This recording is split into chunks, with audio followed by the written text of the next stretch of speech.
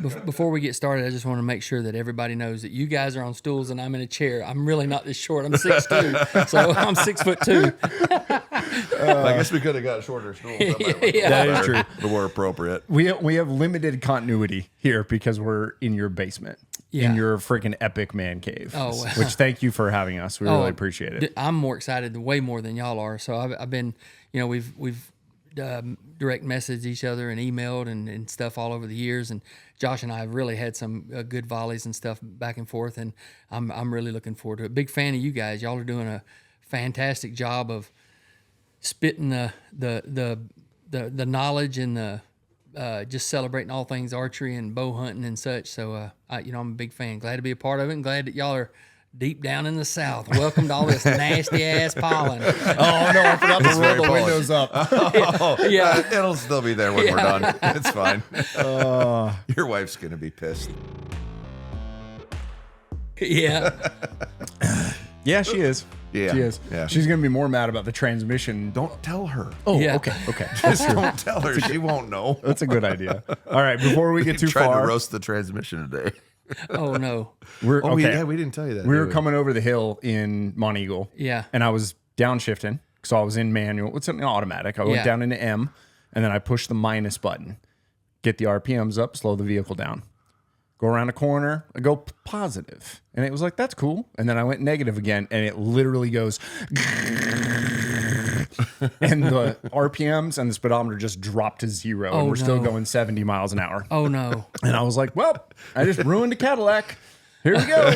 Pulled over to the side of the interstate, just pulled off the road, shut everything down. Trevor is like, that doesn't sound good. And I'm just looking at your dash and looking at you and go, we probably ought to pull over. Yeah. I don't think I was thinking I'm going to keep driving. I just think, I was acknowledging This the does not sound tragedy of good. what just occurred. So pulled over, turned everything off, turned it back on. She worked fine. Just had to reset. That's all we needed. Yeah, Hey, that's all. ChatGPT said it's probably a fluke. That's right. We're like Yeah. talking to the tell the phone what just happened. I was like, okay, we'll see where we go.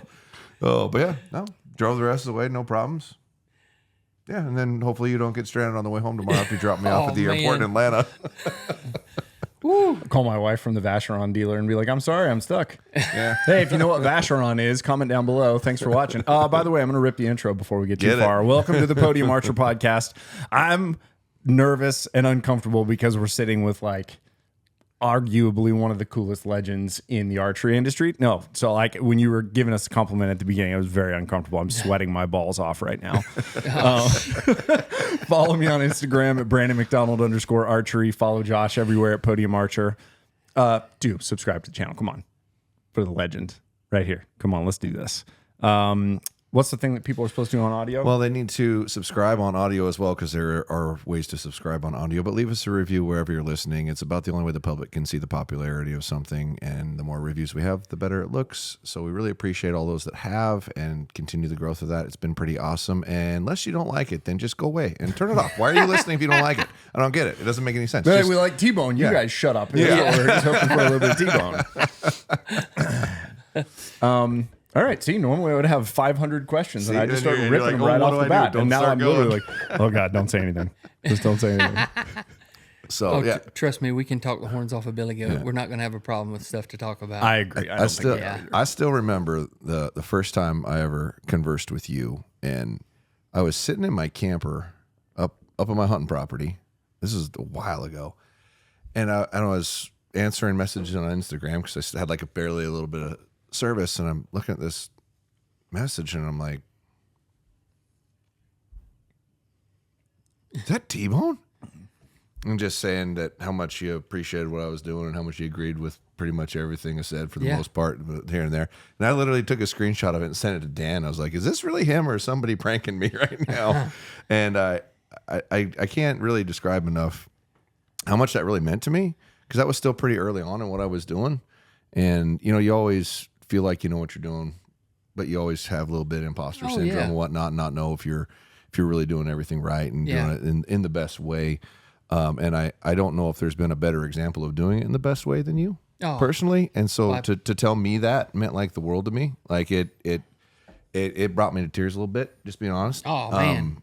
Because it was like, wow, like that meant so much to me. And you've been there ever since. And you always had such nice things to say to me, and I don't deserve it. I appreciate it. I really do, but I don't, man. Like, yeah, no, I thank you for that. No, you're more than welcome. Yeah, there's a lot of people that are flying the flag for archery and bow hunting, and and I'm just a fat redneck from Georgia that likes to bend a string myself. So, we can always have, you can't have too many friends, and you can't get too many compliments. So, you got to give the person that's their flowers whenever they're doing things right, and you two guys are doing it right. So. Now, some of the company you keep is rough. And I guess we'll James. Yeah. no, but no. I mean, I appreciate the kind words, but I feel the same way. I was just blessed to get into this industry and blessed to, I was dumb as a brick and barely made it through high school and just had a passion for the outdoors and archery, and just was lucky enough to not burn no bridges and treat people like you want to be treated, and just carved out a career in the industry. So I'm very fortunate. So can you tell us how? Tell us, please. I can't help myself. I have like 15 questions. I was going to say the same thing. It's fine. No, can you? Just give us like a 5-minute rundown of your history. Yeah. Well, real quick. Probably longer than 5 minutes. Okay, give us a 20-minute rundown I'll try, of your history. I was born in Ohio. There's no time limits, man. Oh yeah, moved to Georgia when I was 5. My dad was an outdoorsman, my uncles and everything. So I, grew up hunting and fishing and such. Got my first bow when I was like 8 or 9 for good grades. Probably the last time I ever got good grades was for getting that. My dad didn't know anything about archery. Bought me a bow that was way too heavy a poundage. It was a 45 pound, and at 9 years old, I could just barely bend the string. So shot it for a little bit, hit my arm like everybody does, watched the arrow fly. That's cool. But I was kind of against, bow hunting all through high school and everything. And I had the mindset that, I can't pull 45 pounds. I mean, you go through a big transition from 8 years old till 18 years old. But, I'm playing football, and, it was benching 260, 265, something like that. But in my mind, I still couldn't pull 45. So I was gun hunting and such, but I was against bow hunting. And my buddies right out of high school, they told me, said, why don't you get a bow and, bow hunt with us? I'm like, man, you just end up wounding a bunch of deer. I'm not going to do nothing with a bow. And, I just want to gun hunt. And they say, well, archery season starts 5 weeks before. And then, plus we're going to be shooting. We're not going to be fishing and stuff anymore. You ought to go ahead and buy a bow. And I thought, I can't buy a bow. I can't even pull 45 pounds. But here I am, 6'2". And 260. Yeah, 300 pounds, and stuff. But I don't know. I just felt like I was still a kid, couldn't pull 45 pounds. Went to the store, got set up. My buddies was with me. And we got set up with I got set up with a bow, but I didn't want to draw it back. When you draw it back, you got to fit your draw length and get your peep sight. Well, I didn't know none of that stuff. Well, I'm buying the bow, and my buddies are talking to the local guy that has an archery range, a 3D archery range. Well, it was 2D back then. We had Excelsior bells. I'm sure you remember them. Oh, yeah. Excelsior bells. So he was talking to them. They've never been to a tournament, but I was focused and had a huge anxiety about, at some point, I'm gonna have to buy this bow. I'm gonna have to draw this bow back that I'm fixing to pay about $500 for this setup. PSC Thunderbolt. Oh yeah. Excuse me, Thunderbolt Express. Yep. So didn't even draw it back. It was an 80-pound bow. He backed it down as far as he could. It was on 64 pounds, and he said, we need you to draw it back to get the peep. I said, you just put the peep where you think it needs to be. That's what I told the guy. Gable Sporting Goods in Douglasville, Georgia. And that guy went, awesome. Yeah. This is going to go great for this. One of these. Oh, boy. Yeah, a bunch of wounded deer in his backyard. So I take it home, and I said, man, I got to drive. I've done spent $400, $500 was a lot of money to me back then. Yeah, so here we go. I said 1, 2, 3, and I about ripped the wheels off of it. So I was just like, instantly I knew, like, man, I think I'm going to be able to do this. So that was on a Wednesday. My buddies had talked me into going to the tournament. They were talked into going to the tournament on Sunday, and we shot every day afternoon, and I got pretty decent. And they said, you going to go to the tournament with us? I only had 6 arrows. I said, man, I ain't going to no tournament. I just bought a bow on Wednesday. And they said, well, we ain't never been either. So we went and signed up for the beginning division. There was like 30-something folks in the beginning division, and we shot, how you go around a 3D course, just like what we do even still today. And I beat them and didn't lose none of my arrows, so I was like, hey, man, things are looking up. And then turns out we turned our scorecard in, and I, got first place. I had won the whole thing. You've been shooting less than a week? Yeah. No, seriously. No, I'm like, I ain't never been good at nothing. I mean, like when I played football in high school, and then they would do the 40-yard dash, they drop the timekeeper, and then they pick up a calendar for me, man. I'm telling you. So I was never good at anything. I floated real good, so I swam. So and I could shoot a bow, and that's about it. So from that point on, I just could not get enough of it. I mean, I was just reading magazines and Fred Bear, Chuck Adams. I just could not get enough of it. I'd drive an hour to the closest archery shop. As soon as I got off work, I'd drive up there just to hang out for 30 minutes to hear all the guys talk archery and stuff, because there's no cell phones, there's no YouTube. It's magazines that you get once a month on the rack at Kroger that you could pick up and read some stuff about archery that happened last year. So I just could not get enough of it. I just shot and shot and shot, and then shot tournaments. That was in 87, 88. Got lucky, started shooting for Browning, factory team. Won the state championship in 1990, and then got lucky enough and won the world championships in 91. Shot, professionally all the way up through early 2000s. But in the meantime, I worked for Mercedes-Benz in the city of Atlanta for 9 years through high school, just out of high school. In the meantime, I got a 2-year degree in HVAC. About the time I got out of that for working on HVAC, I was like, I don't want to do this. So I was a wasted education. Nick always says the only unit I've ever pulled was my own. he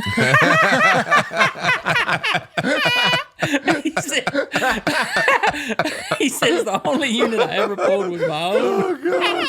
That's so good. Anyway, I never worked in HVAC. I still worked at Mercedes-Benz. And then I said, man, I just don't want to fight this traffic in Atlanta. I said, I quit, went to work for an archery shop. Took a huge pay cut, but man, it didn't seem like I was I'd work 60, 80 hours a week, and it was a passion. I was helping everybody get their bows and arrows ready and going hunting and stuff. So I was a part of that. So got to shoot tournaments, and in 2 years, I felt I learned a little bit enough about the retail side of it. Me and a buddy of mine opened up our shop, which was down here where we're at now in Hogansville, and moved down south. That's where all the better hunting was, and moved down here, got out of the hustle and bustle of Atlanta and Douglasville, where I grew up, and started working on the guys' stuff from Realtree, which is only 45 minutes down the road in Columbus. Became good friends with them, started doing stuff with Jeff Foxworthy and doing stuff behind the scenes at Realtree. And then... Okay, but wait. You just glazed over something that's kind of epic. So how does that relationship happen? Yeah, a couple of the camera guys for Realtree lived in our town, LaGrange, and they came to the store, and I became good friends with them. David Blanton lives here in this town, and started doing their bow work. And I basically told them, because what got me to that point was, if early on, I know you can remember this, Josh, like you look through a magazine and they're showing a guy bow hunting and he's anchored way back here, no peep side, or the peep side's up here. Yep. And we as people, I'm not saying we're God's gift to archery, but we set people up and getting them, and it's like, golly, like, you're set up wrong. We want to critique everything that you see. So yep. I told David Blanton, I said, listen, you guys are letting these stars, the celebrities, whether it's a baseball player, a country music singer, whoever goes hunting with you guys, because it was, there wasn't a lot of hunting videos or hunting things. You guys are the premier, Monster Bucks, Realtree, TNN, ESPN, and y'all are asking all these country singers and such to go with you, and getting them set up at a Bass Pro Shops or a Cabela's or something like that, and they're not getting set up correctly. I said, not to say that I'm God's gift to setups or nothing, but I just wanted to be a liaison or offer, if anything I could do to help you guys, I'll be glad to set your guys' bows up and stuff like that. And I'm like, you owe it to it. It's like a professional baseball player is not going to go to Dick's Sporting Goods to get help on his swing, so let's get you going, And he said, you're exactly right. Like, they were buying pre-fletched arrows and cutting them and stuff like that. So we custom fletch their arrows and tune their broadheads and set their bows up. And thankfully, David Blanton seen the value in all that, and then became good friends with Bill, David, Michael. Michael and I are about the same age, and he grew up in the town just I don't know, about 20, 30 minutes here. Booger Bottom is the name of the town. Yeah, I love it. And, just started doing a lot of work with them. And then, behind the scenes. And, man, I had such a pride factor of, like, David B., 1st of September, he's shooting a deer in Wyoming. And I'm like, man, I fletched that arrow. I set that bow up. I mean, I didn't have two nickels to rub together. I wasn't going to get to go travel across the country hunting and stuff like that. I was happy to kill a couple of does here in Georgia. But I was a part of these guys getting to do that. So, man, and I was very content with that. And then they asked me to be a sidekick character with Jeff Foxworthy. Well, actually, they had asked me, we were setting up the tournaments. Like, they have a tournament on the Monster Bucks videos. So, in between the 3 or 4 hunts, they'd break up the monotony and they would have an archery tournament. And they was asking me, like, I would set up all the targets and stuff. And they said, we need to break up the monotony. We've done this for 3 or 4 years. What do you suggest? And Jeff Fox was hunting with him a lot. He wasn't a bow hunter. He was a gun hunter. And I said, why don't you, he played a character on the Incomplete Deer Hunter video series, Willie and Billy. And I said, why don't you have him, even if we do it as trick photography, shoot a bow to beat you guys, just like a pool shark or something. And they said, man, that's a great idea. Well, at that time, Jeff hadn't shot a bow yet. So he's like, David came to me and said, why don't you be a character with Jeff, like be his cousin or whatever. And I said, oh, yeah. So rather than shooting a new bow, I took an old bear whitetail hunter and I put a fishing rod and reel on it. I put all kinds of stuff, just come up with all kind of weird stuff, like anybody that watches it. So it breaks up in the monotony and we're not, making fun of ourselves. So it's a little comedy. So the wives, the kids, everybody that's watching it, breaks up in the monotony of just hunt. They're having a good time. So we didn't know how it was going to go over. So we filmed it, and I was 5 minutes before we began to film. They said, "What are we going to call you?" Well, Travis is not a hick enough name, and I never had been called T-Bone. I said, "How about T-Bone? It's short, easy to remember." Yep, T-Bone it is.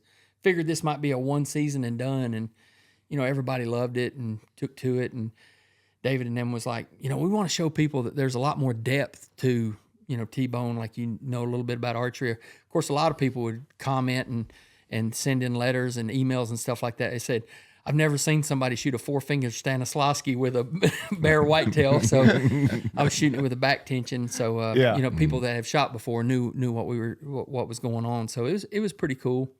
And they started having me go do appearances at stores and things like that. And then they'd ask me to go on a couple of hunts. And my first hunt with Monster Bucks, I will say I'm very proud of.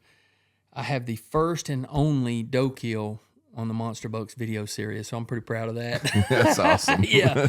So, that me and Michael and Nick was a camera guy for Realtree. We became good friends, and we was doing stuff through Realtree. We all got our start in the outdoor filming industry part of it through Realtree. And then in 2008, Michael went out on his own. I shouldn't say went out on his own, still hosted Realtree Road Trips, this show, but was an independent contractor at that time and started his own show, Bone Collector, and asked, me and Nick to be a part of it. And, we're thinking like, I had sold my store by then. I'd owned it for 12 years. I sold my store, and I was working for the store that I'd sold my store to. And, I'm like, I was in a crossroads. I could continue working there, which was, things were doing good. But, Michael asked me to be a part of that. I'm like, yeah, let's try it. It may last a year or two, and then I can always go do this. Somebody will hire me to fletch arrows, I'm sure. And, man, just through the, grace of God and everybody, just relating to it, Bone Collector is still, thriving here. We're pushing right at 20 years of it. So, yeah, been a long, good ride. Yeah, very, very blessed. So you got hand towels in the bathroom that are Bone Collector. I know it. That's how prolific the brand was. As an early archer, like, Bone Collector to me meant like, oh, I can get something and this is going to be good. Like if I get a Bone Collector thing, I know that the people that kind of went through this, like they're not putting their name on a bunch of junk. Right. Like that was one of my early remembrance of Bone Collector was like good brand. Yeah. Well, I appreciate that. And so does Michael, but there's not a lot of TV shows that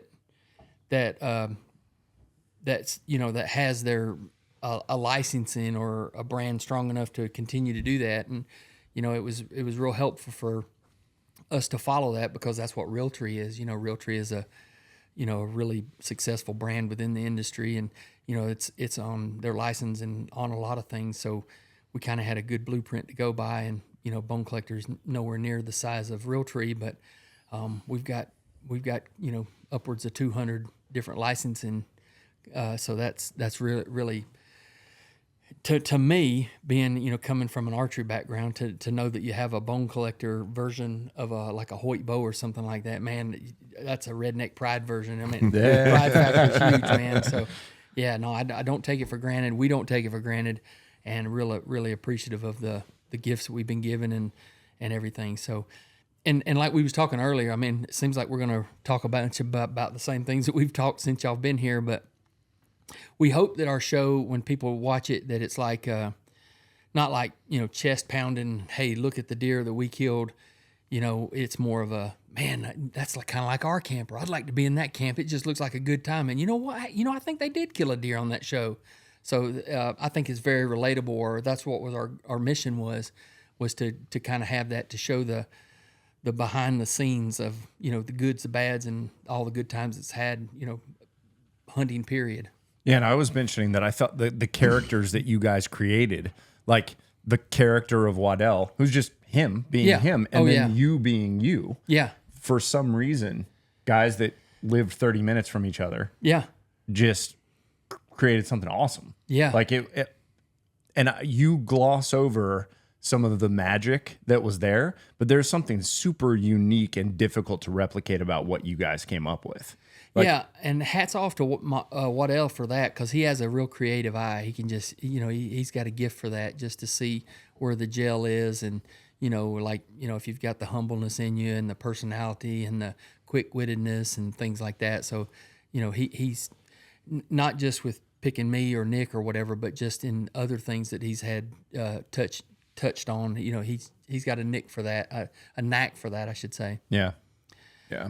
Yeah, originally, I just thought of this, but originally the show, Michael was hosting a show for Gander Mountain as well as Road Trips. And then we're coming up with the own brand of Bone Collector. To come up with the name, how the name came about was he flew to New Hampshire with where Thompson Center was, and they was wanting to come out with a Michael Waddell muzzleloader.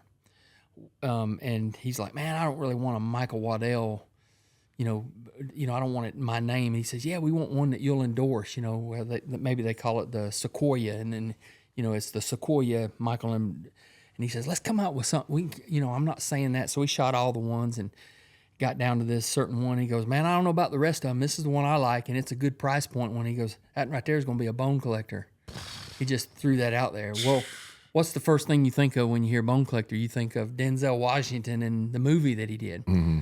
So he's flying back. He's at the airport. And he goes, guys, I got the name for our show. We were already going to formulate the show, but we didn't have a name. He says, Bone Collector. And I'm like, I love the name, but I bet it's just, trademarked all two pieces. We'll never be able to get it. It wasn't protected at all. The only trademark we had, there was in Pakistan, a knife maker in Pakistan had Bone Collector tied up. And we had to buy that from him. $50,000 is what we bought it for. Whoa, really? Yeah, for a knife maker. Dang. Yeah, but if you want, that was later on. Yeah. We done started, but if we want international rights, we had to buy that from him. So that's kind of where we come up with Bone Collector. But the way the show was going to work is like, Michael's like, guys, I'm already hosting Realtree. I'm already hosting. How are we going to do this? To where, so we was going to go to Africa, me, Michael, and Nick, and we was going to do a competition. Like, let's just say we did a 40-yard dash. Whoever won the 40-yard dash got the elephant tag. And then whoever, ate the most hot dogs got we was going to have a competition, almost Survivor style, who gets what tag. Naturally, I ain't going to win the 40-yard dash. So, but nonetheless, that's the plan was. So we all got our shots. We always, it had everything booked. Just before we went to go over there, Nick was going to go over there for a full month. Me and Waddell was going for 3 weeks. We was going to meet up with Nick over there. And Waddell said, wait a minute, what are we doing? We don't even know what we're killing over there. Like if you could kill a Diger, you could kill this, that, and the other. We don't know what a good Gemsbok looks like. We don't know anything like that. We're just country bumpkins, and we're going to be killing stuff or shooting stuff that we don't even know what it is. Like we need to stick to our roots. If we're doing a camaraderie, fellowship, brotherhood type show and that type of brand, we need to make sure that if they're wanting to be relatable to us, they're going to be relatable to the stuff that we're killing, that we're hunting. Wow. A deer hunt, a mule deer, a elk, and stuff like that. So, like literally a week and a half before we were supposed to go, we backed up. So Nick stayed over there for a month. Waddell went over there for a week, and I never went. I never went at all. Wow. Yeah. So, and actually on top of that, Michael went, had $10,000. I think, no, I don't know the exact amount, $4,000 to $10,000 cash with him, and he got pickpocketed in Johannesburg. He shot Cape Buffalo. You draw blood, and that's it. So a $10,000 Cape Buffalo. Yeah, he hunted it for more and more and more. If you could get back on that, you could get it. And he never did get back on it. So 10,000 in the tank, didn't get the Cape Buffalo, and then got pickpocketed. And he said, and this is quote, when he got back, I can show y'all the picture next door. We took the picture for our, kind of we were building a media kit. We were filming shows before our show even aired. So we were trying to sell airtime and sponsorships and stuff like 8 months before our show was even going to air. So I got as soon as they landed, they came right here and we took the pictures over there, like headshots and stuff like that. Right when they got here, and Michael pulled up and he goes, we're not making a bad decision by doing this, guys. There's not enough shit died in North America for us to ever go to Africa again. That's what he said. So that was the premise on what the show was started on. So yeah, it was weird, but it just all worked out. But his foresight into being willing to make like a huge sacrifice at that point and be like, no, this is not what we're going to be. Yeah. Like that is the vision that he had is impressive. Well, the conviction. Yeah. That was easy to do. I mean, it was easy to do because we knew how to, knew North American hunting. We knew we could do that. Whereas like our Africa was uncharted territory. I think the only reason that that was coming up was because of time. We could film a whole season's worth in about a month and a half. Yeah. As well as we were working with Corey Knowlton and I forget the other guy's name. It was a hunting consortium. So we were working with those guys because they booked hunts all over the world. And we were working with those guys. So it kind of was helping those. It was in cahoots with those guys. And we still gave them lots of love because we did get a few Africa shows out of it. Nick, you just offer a Nick free plane ticket. We call him the game hog anyway. He'll go anywhere. But he killed several things over there when he was over there. So, and they filmed some stuff. Like one of the guys had killed an elephant, and they said like they filmed a little thing. It'd be neat to go back and look at that stuff from 2007 and 8. But they're acting like they're tracking. Like, man, I think that deer has got to be up here. It's good blood. And they go, wait a minute, that ain't the deer I shot. And then it pans to the deer, and it's an elephant sitting there. We did a lot of funny stuff to get started with. So, yeah, it was weird how everything fell into place. Like we would, we were going to expos and stuff, kind of like Illinois Deer Expo you just got through doing. We would go to there and have a booth there selling merchandise, and we didn't even have a show yet. I mean, just like long lines, and a lot of that's due to Michael having road trips, and me and Nick was on road trips some as well. So they knew who we were, but it wasn't like we had their own show. But yeah, it's crazy how far, and that's about the time social media was really taking off. In 2008, 9, 10, Facebook, and then Instagram. So yeah, we've been real fortunate. Go from TV to different networks, and then into social media, and now digital media with YouTube. So we've been real lucky to just keep on going. So I haven't had to go back to fletching arrows or pulling on my unit. Oh, that's good. I can't even say anything. Like, I've got like 15 inappropriate comments in my head. I can't even say anything. Rip them all, dude. Well, so on the TV side of everything, how the arrangement was, from what I understand it, you guys would have to basically go out and raise the sponsorship dollars or the ad dollars and then buy TV time to do the show. Is that correct? Yeah, the way it works, and it is kind of weird because the outdoor industry, from a TV standpoint, not like YouTube, it's a little backwards because like on the Food Network and home networks, I'm not going to say, not the ABC, CBS, but the cable channels, they pay for their talent. They pay for their shows. Whereas in the outdoor industry, the way it's always been is your airtime, depending on when you get, like, prime time or 4 a.m. or whenever it is, your airtime, if you get prime airtime, it's a certain amount. Couple $100,000, $300,000, $400,000. Ooh. Oh yeah, it's expensive, and then you have to recoup that by selling partnerships and sponsorships, and or having commercials on there, and or personal endorsements, and or licensing. So there's basically 3 tiers. You have a television sponsorship, you have personal endorsement, and then you have licensing. So all 3 of those.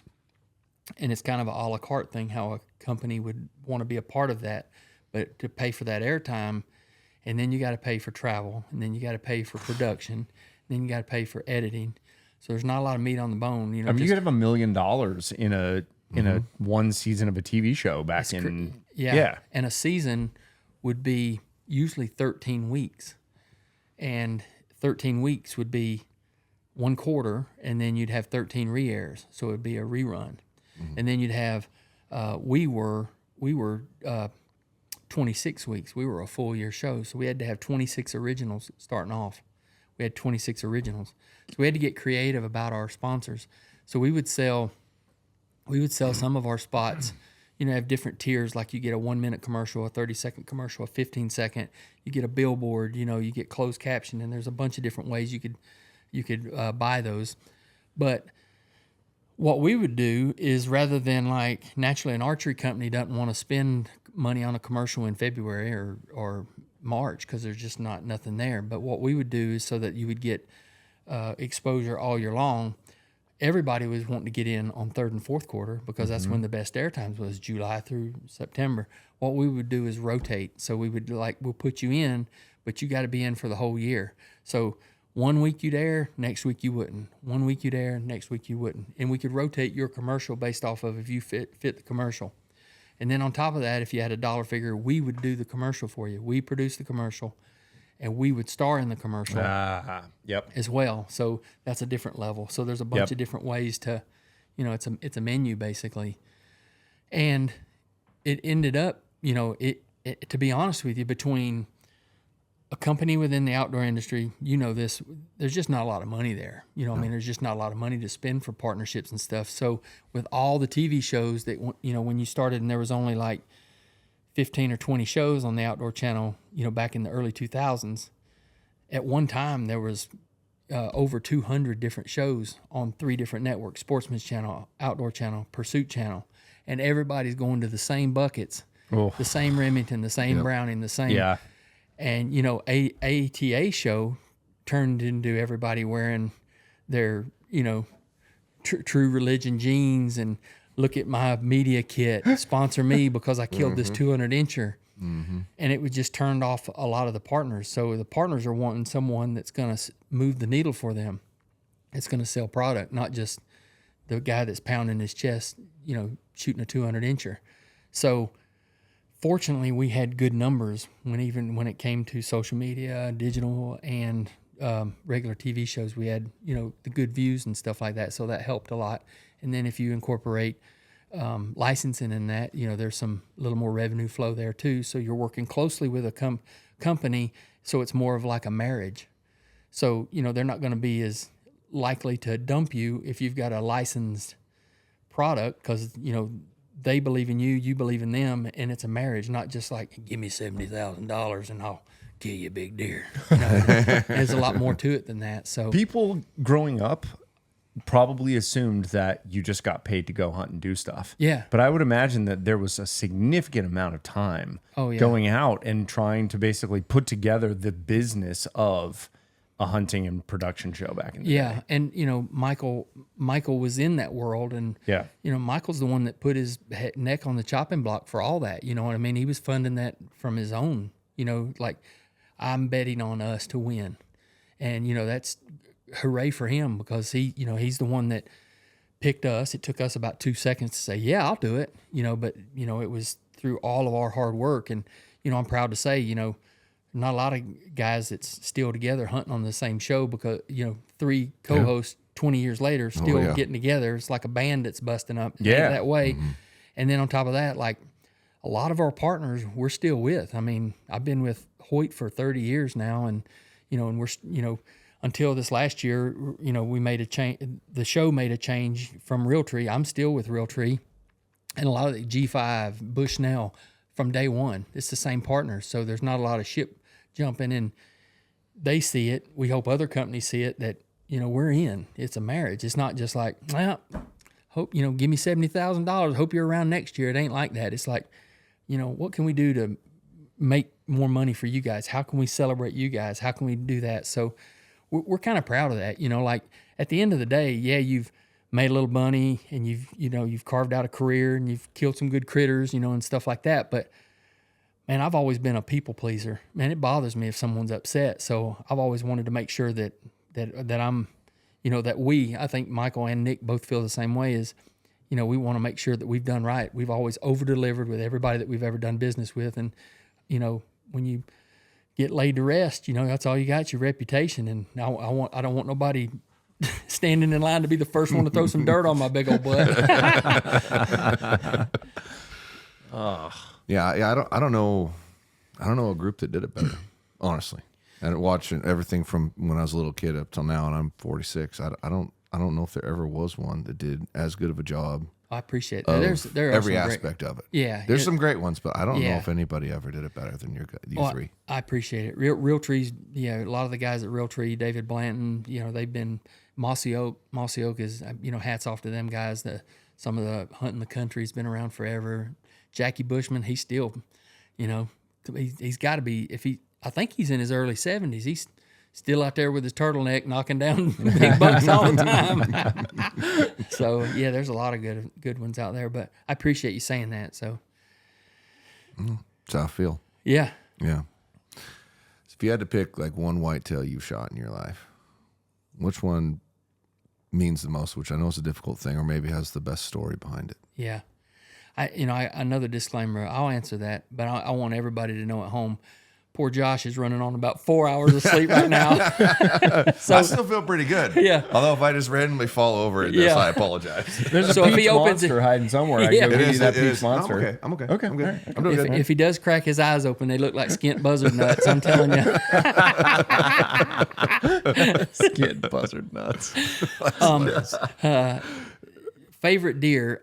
That is a question that gets asked a lot, and it's hard to answer. But I remember my son being with me, and us killing a deer together. That was pretty special. I killed a deer here on my own place early on when I bought it with my recurve, a 8-pointer, might score 110, something like that. That one was really, really meaningful.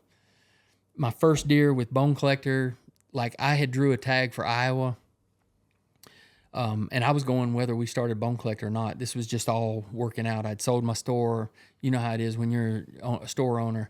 You're making sure everybody else gets to go hunting. So I'd spent so many falls not getting to go anywhere hunting or even hunt around here too much. So I drew an Iowa tag. It took me 4 years to draw it. I'd secured some land to go on, and all I ever wanted to do, growing up is like I would like to kill a deer in the Midwest, 150 or better with my bow. I mean, that was it. I was just like, man, that'd be awesome. And I killed me and Nick filmed me. I was crying like a baby in the tree. Killed a 161, rattle him in, snort wheezed him in the timber, pre-rut, and, in Iowa. So that's really memorable. And then I told y'all I'd killed 2 deer here. 2020, one scored 161 and one scored 186 right here on my own property in Georgia, which is like just, man, it's like I sold my soul to the devil or whatever. I mean, it was. Well, it's not like you have 10,000 acres down here. Like you've got a relatively, for 2 deer that age class and size. Yeah, that's staggeringly good. 90 acres, but I mean, unbelievable. Never happened in my lifetime again. To me, it sure won't. So it's an incredible year. So. Yeah, that's the one. That's a good answer. I like it. But they're also, you can look around. It's like I can remember like in camp, and it's not just the deer. It's like man, I can remember, this deer, we were in camp, Nick did this, and, just all kinds of different things. So, yeah, they're all very memorable. Well, the older I've gotten, the more I've really come to appreciate that it's not about hunting. It's about the camp and it's about the guys. And I don't, like we were talking about you doing your solo mule deer hunt this last year. And I said, I don't know if I ever want to hunt by myself. I mean, I can appreciate it. But at the same time, it's sharing that with another person or a couple of guys that you're close to. Nothing comes close to it. No. It's just an incredible feeling. Yeah. And it's so much better with other people, man. Absolutely. It just really is. And the fact that you show that means a lot. It really does. Like we've constantly said, if you just had stuff recording all the time, you probably wouldn't even watch the hunt. Yeah. It's just it's so good. Yeah. When you're sitting there in camp and stuff, it's like you can't wait for the evening hunt, the evening to get back and just laugh it up with the guys, and even like recovering a deer, like, hey, come get this. No, I didn't kill anything. Look in the back of the truck. Oh, you lying son of a gun. Yeah.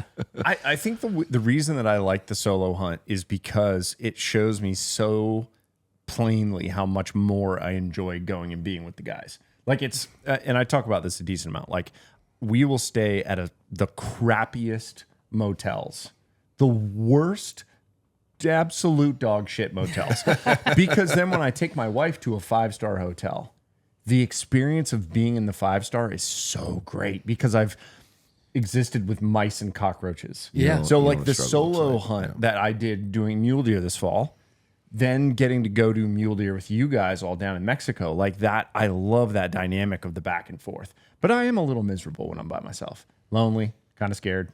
I don't mind the I don't mind the struggle. I don't mind the hardship. I don't mind the miserable hotel and all that kind of stuff. The accommodations I'm willing to stay in are bad.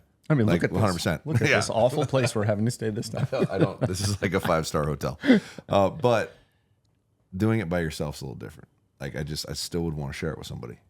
Yeah. I just really would. You mean like even if it's a backcountry pop tent? Yep. Yeah, it's just I'd still want to share it with somebody. At least, no phone, no nothing, just bantering back and forth. Yeah. And sharing your day. Yeah. I mean, I don't know how I would. I mean, we grew up not having to hunt without a phone, but I would wonder how I would do because, like, you rely on your phone. Not necessarily. I'm not talking about social media, but just like checking in. I can remember like being in camp with the guys and not knowing, like, hey, we're going to go get lunch at 12. And then like at 9 o'clock, you're like, I wonder if anybody's already back at camp. And then you wonder what are they seeing. I ain't seen nothing. You can't wait to see what they are. It's what they've seen. And I'm speaking from, different because I'm, a Southeast hunter and that's the way we do with deer camp and stuff. Whereas, you grew up more, and I guess y'all have the same type of thing, deer camps and leases and stuff like that. Yeah. Yeah. It's not all backcountry stuff. No, there's a variety of it for sure. I mean, that's typically where the backcountry stuff is in the the West and whatnot. But you still have plenty of experiences where I have an antelope camp we do every year that's in Idaho area, and there's like 5 of us that go every year, and we're all camping together, and we're all going out and hunting throughout the day and coming back and talking in the middle of the day and that kind of stuff. And that's still your Western hunt, still up in the mountains and that kind of thing. You still get that same interaction. And I love that part of it so much that I wouldn't want to not have that part when I went, even if it's one other person, middle of nowhere, don't see each other all day long. Yeah, you still want that. That's such the greatest part. Yeah, you go for a week and you don't get to share it with anybody, and then how well are you telling those stories? How well are you going through everything that happened that day and what happened to the other person? It's just that's the best part of it. Oh yeah, it really is.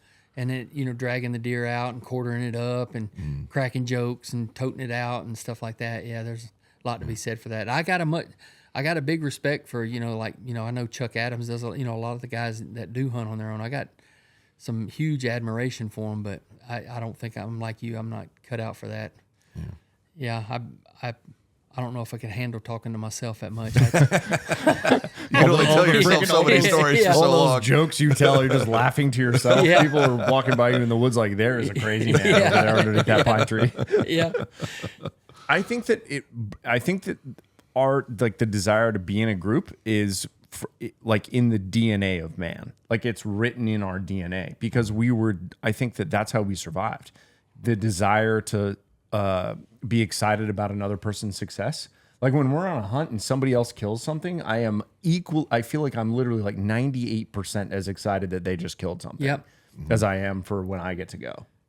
And then when you're around the fire at night, just hanging out and shooting the shit is, it's so good. And you think about that, like ancient man doing the exact same thing. Sure. It's good for the soul. Yeah, Feels we're like it. 100%. Feels Yeah. like it. We're Get out of born- the cubicle. everybody says, like, you talk to non-hunters and you talk to people, as you travel around, like you get on a plane and, you there's a real diverse culture on a plane, and airports and stuff. You sit down on a plane and little old lady says, well, what do you do for a living? And well, I hunt. We have a TV show and this, that, and the other. And they're like, oh, I can't believe, the first thing they say is like, you shoot, I can't believe you shoot Bambi. I'm like, well, it's not Bambi. And then you go to explaining a little bit about the conservation and you eat the meat and the camaraderie. And if you think about it, ma'am, we're all hunters. Like when you get up in the morning, what do? You're hunting a cup of coffee. You're hunting a biscuit. We're all hunters. We're all hunters and gatherers. It's just on a different level. It's just, the world has made it a little more convenient. And, they've probably had their mind made up based off of reading magazines, People, Cosmopolitan. Britney Spears says, don't kill this. So they feel that way. And usually by the time you had a conversation with them and just enlightened them a little bit about what we do as hunters and conservation. Now, it might be, 400 pounds and 6'2" sitting next to them. I persuaded them, but you never know. But nonetheless, you're sitting right beside them, and they like, I'm a little more open-minded about it. So Your delivery is good, though. I feel like you probably have a very kind way of delivering, a message to somebody that's like a non-hunter. well, I try to. Yeah, Yeah. I would imagine. But Yeah. like this guy, Well, hey, freaking now- Mohawk. Well, sometimes it's a little gruff, and sometimes it's gentle, and it's all the individual. But a lot of times, nobody's given enough care to explain to them the difference, Yeah. and like try to understand where they're coming from and what they think, and where they get what they think. And a lot of times, it's very misplaced, and it's Oh, not. yeah. I don't think it's intentional from the individual. It's just what they've been fed. That's right. That's And exactly right. Everyone deserves to have a different meal. That's And right. again, and see, they might actually like it, and they might feel differently about it. Yeah, I had some shirts made up years ago. It used to say "Eat Organic," and it said "Eat Organic," and on the side of it had a deer and it had an arrow, going through the vitals. Mm-hmm. And I'd have little old ladies coming up to me and say, I eat organic too. I'm glad you do. They don't really read the whole thing. They don't I'm realize. like, there's a deer running right through the vitals of this deer on the. Check. I'm glad I eat organic too. That's hilarious. Yep. Yeah. Oh boy.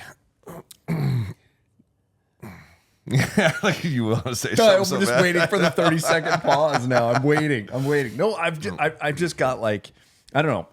One of the reasons that like I get overwhelmed when sitting down with somebody like you who's had a long career and trying to figure out like what are the things that you look back on and are like, these are the most important things that I learned or that I was a part of that I maybe didn't know it at the time, that like I want people to know that this is important. And I feel like we're talking about like community hunting. And I think the reason we're saying that is like encouraging people to be like, hey, take your buddies out and go freaking hunting. Like Yeah.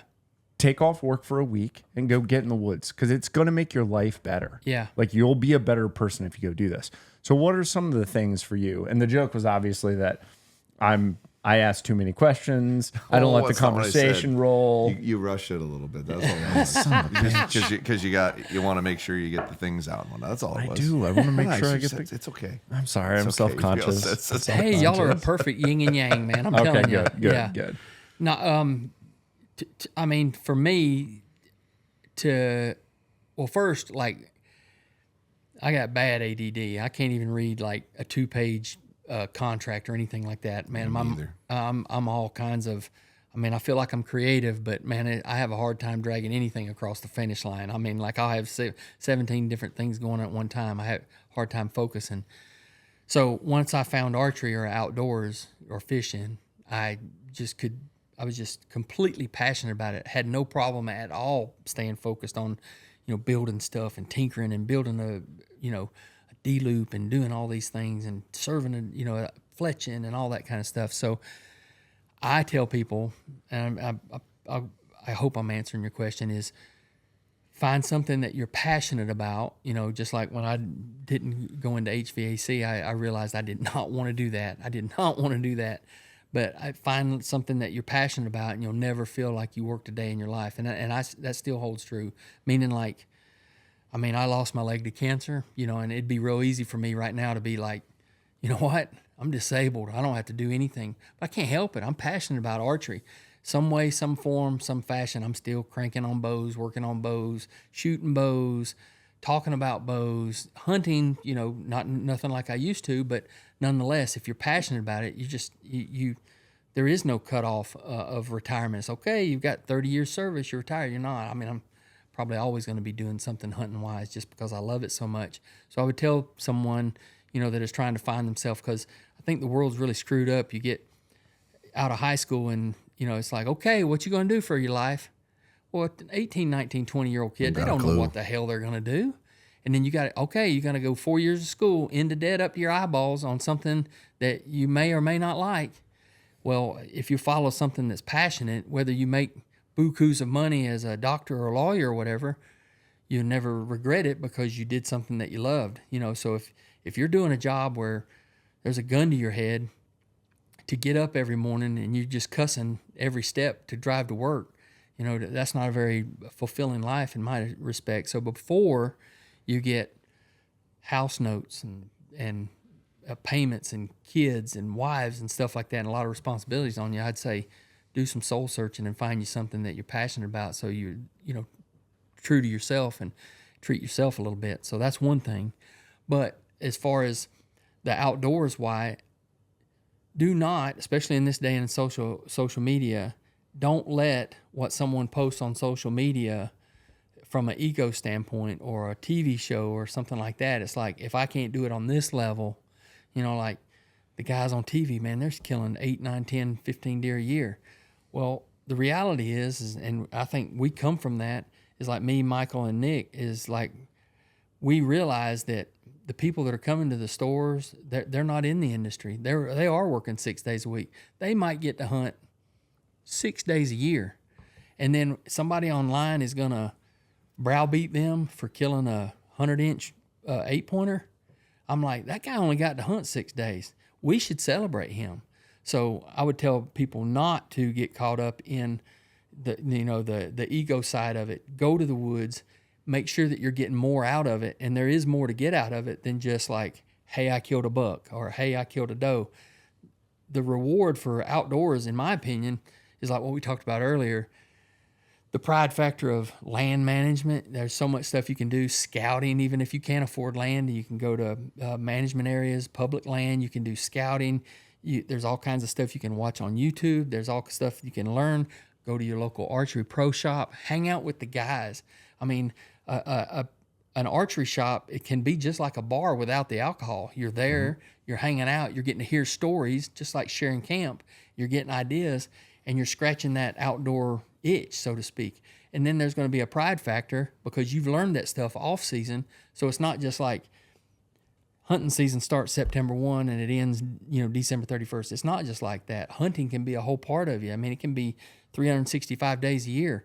We call it working for wildlife around here, because all the little things you're doing is just adding to the pride factor and just makes it that much more rewarding whenever you do get the critter. So talk about some of the land management stuff that you've done here in that context, because I think that, like, we walked your property a bit today and it was amazing. Like the different areas that you set up, you're not like, you've got 90 acres and it's like every square inch is touched. Like you guys are doing something everywhere on this property is what it feels like. Yeah. And maybe what we've done here is built a bunch of food plots, and maybe I shouldn't have touched it, but from an aesthetic wise, it's just like it feels good to touch it. It's just fun to do, and it's fun to polish is what we call it, just polishing on the property. Probably wouldn't hurt me to have a little bit more bedding area, but I've got pretty large neighbors that there's no way I can compete with the bedding. But as long as I've got the food, hopefully they're coming to see me. So we just try to focus on that. But yeah, it's very rewarding, because we're working all year long. You can go out and take a ride on the side by side and look at a green food plot and it's shining at you, and you're seeing turkeys strutting around in it, and rabbit a bunch jump out of it, and we're spraying it so that this other perennial can thrive for the rest of the year, so that we're maximize the opportunity of not just busting the ground and throwing a seed down and say, good luck. We're making sure that it thrives and is the best and the most palatable for 11 or 12 months out of the year, so that the deer get the most out of it, so that we produce a bunch of tonnage for the deer. So, yeah, it's just rewarding just to do that. Like I guess you could say that we're whitetail or wildlife farmers, and then, once the critters get old enough and mature enough and hopefully that they're not pressured, we get to run an arrow and put them on the table. I asked you how earlier. I said, how did you learn about the management stuff? And it basically sounded like I just kind of accumulated knowledge over a long time. Yeah. How would you do it now? Because I'm asking for me, because I feel like I'm kind of like throw the seed on the ground a little bit, but I want to learn more about it, but I don't want to waste a ton of time. Like I want concentrated knowledge. Yeah. That's from reputable sources, that it's like, yeah, this is what you need to do. Yeah, game biologists or local co-op. You can hang out there just like your archery pro shop. You can hang out at a local pro shop. Talk to those guys because they're well versed in herbicides and the fertilizers and the pH levels. You can go to your county extension office and they'll pile it on you, all the information that you want. And then again, now that we've got YouTube and stuff, you can see a lot of it is area specific. Josh was asking me about things in Washington. I'm by no means an authority. I'm just a huge fan of management. So, I just like trying things and seeing how they work. But what works here may not work in Tennessee because of a different climate and a different area, as same as it would for Washington. But they're going to be similar. But based off the climate, the ground temperature, the pH levels and stuff like that, it's going to make it a little different. But no, a lot of the guys are doing it around here. The pollen's so bad right now here. This area, our number one crop is pine trees in Georgia, period. I mean, that's the number one. Over peanuts, over peaches, over cotton, over anything, it's pine trees. There's right one now. Every 6 inches. They're just everywhere. They're weeds. 450 feet tall and they're every 6 inches. It's crazy. They grow so well here. I mean, the soil here, this is in the Piedmont region of Georgia, so it's right in the center of it. So a little farther south, hour and a half south here, it's the coastal plains, which is sand. That's actually, the ocean was up to there at one point. We can find shark teeth and everything just an hour and a half of here. Cool. Yeah. So just an hour and a half south of here. So the pine trees grow here real quick. They've got hybrid pine trees. So every 20 years, they're going from nothing to a full-grown pine tree, wipe it out, and start again. They'll get 3 cuts in 20 years. Wow. They'll go to a 60 to 80-foot pine tree in 20 years. Wow. That's insane. Yeah. And that's way more money than anything that you could do with a peach tree or a peanuts and stuff. Will you log your land? Like, do you guys do any intermittent logging? Yeah. Okay. Yeah, I have. I hate to, but because I hate the way it looks once you've cut it. A clear cut is just so ugly. But 2 or 3 years after that, it's great habitat. But everywhere around here that is large land is usually just for timber. So as soon as they cut it, it sits 1 year, they burn it, and then they replant it. I mean, they run down through there and they planting trees every 6 foot. So yeah, That's cool. That's why it looks like it looks. Oh, Because yeah. like everywhere when we got off the exit, I was like, this is way different from where we were. Like north of Atlanta, coming through the mountains, the whole deal. Like all of a sudden, you're just in pine trees, super they're crazy here. dense. Yep. That was fascinating. Yeah. Wish you guys was here longer. I could ride y'all around and show you some stuff. It's unbelievable. Yeah. Well, we'll come back Yeah. for sure. Just a quick turn right now, unfortunately. Poor Josh My is life fading sucks. bad. No, I'm okay. Seriously, but no. I actually The eyes say differently. I don't disagree with you. Yeah, I know. But What'd you say? Buzzard scrotum? buzzards. Yeah, the skint buzzard nuts. So Or people are going to think you smoked a hog leg before you come in here too. Not today. No. So, out of all the things that you've done, all the things you've experienced, what's the one thing you wish you could have done different as an older man now, looking back when you were younger?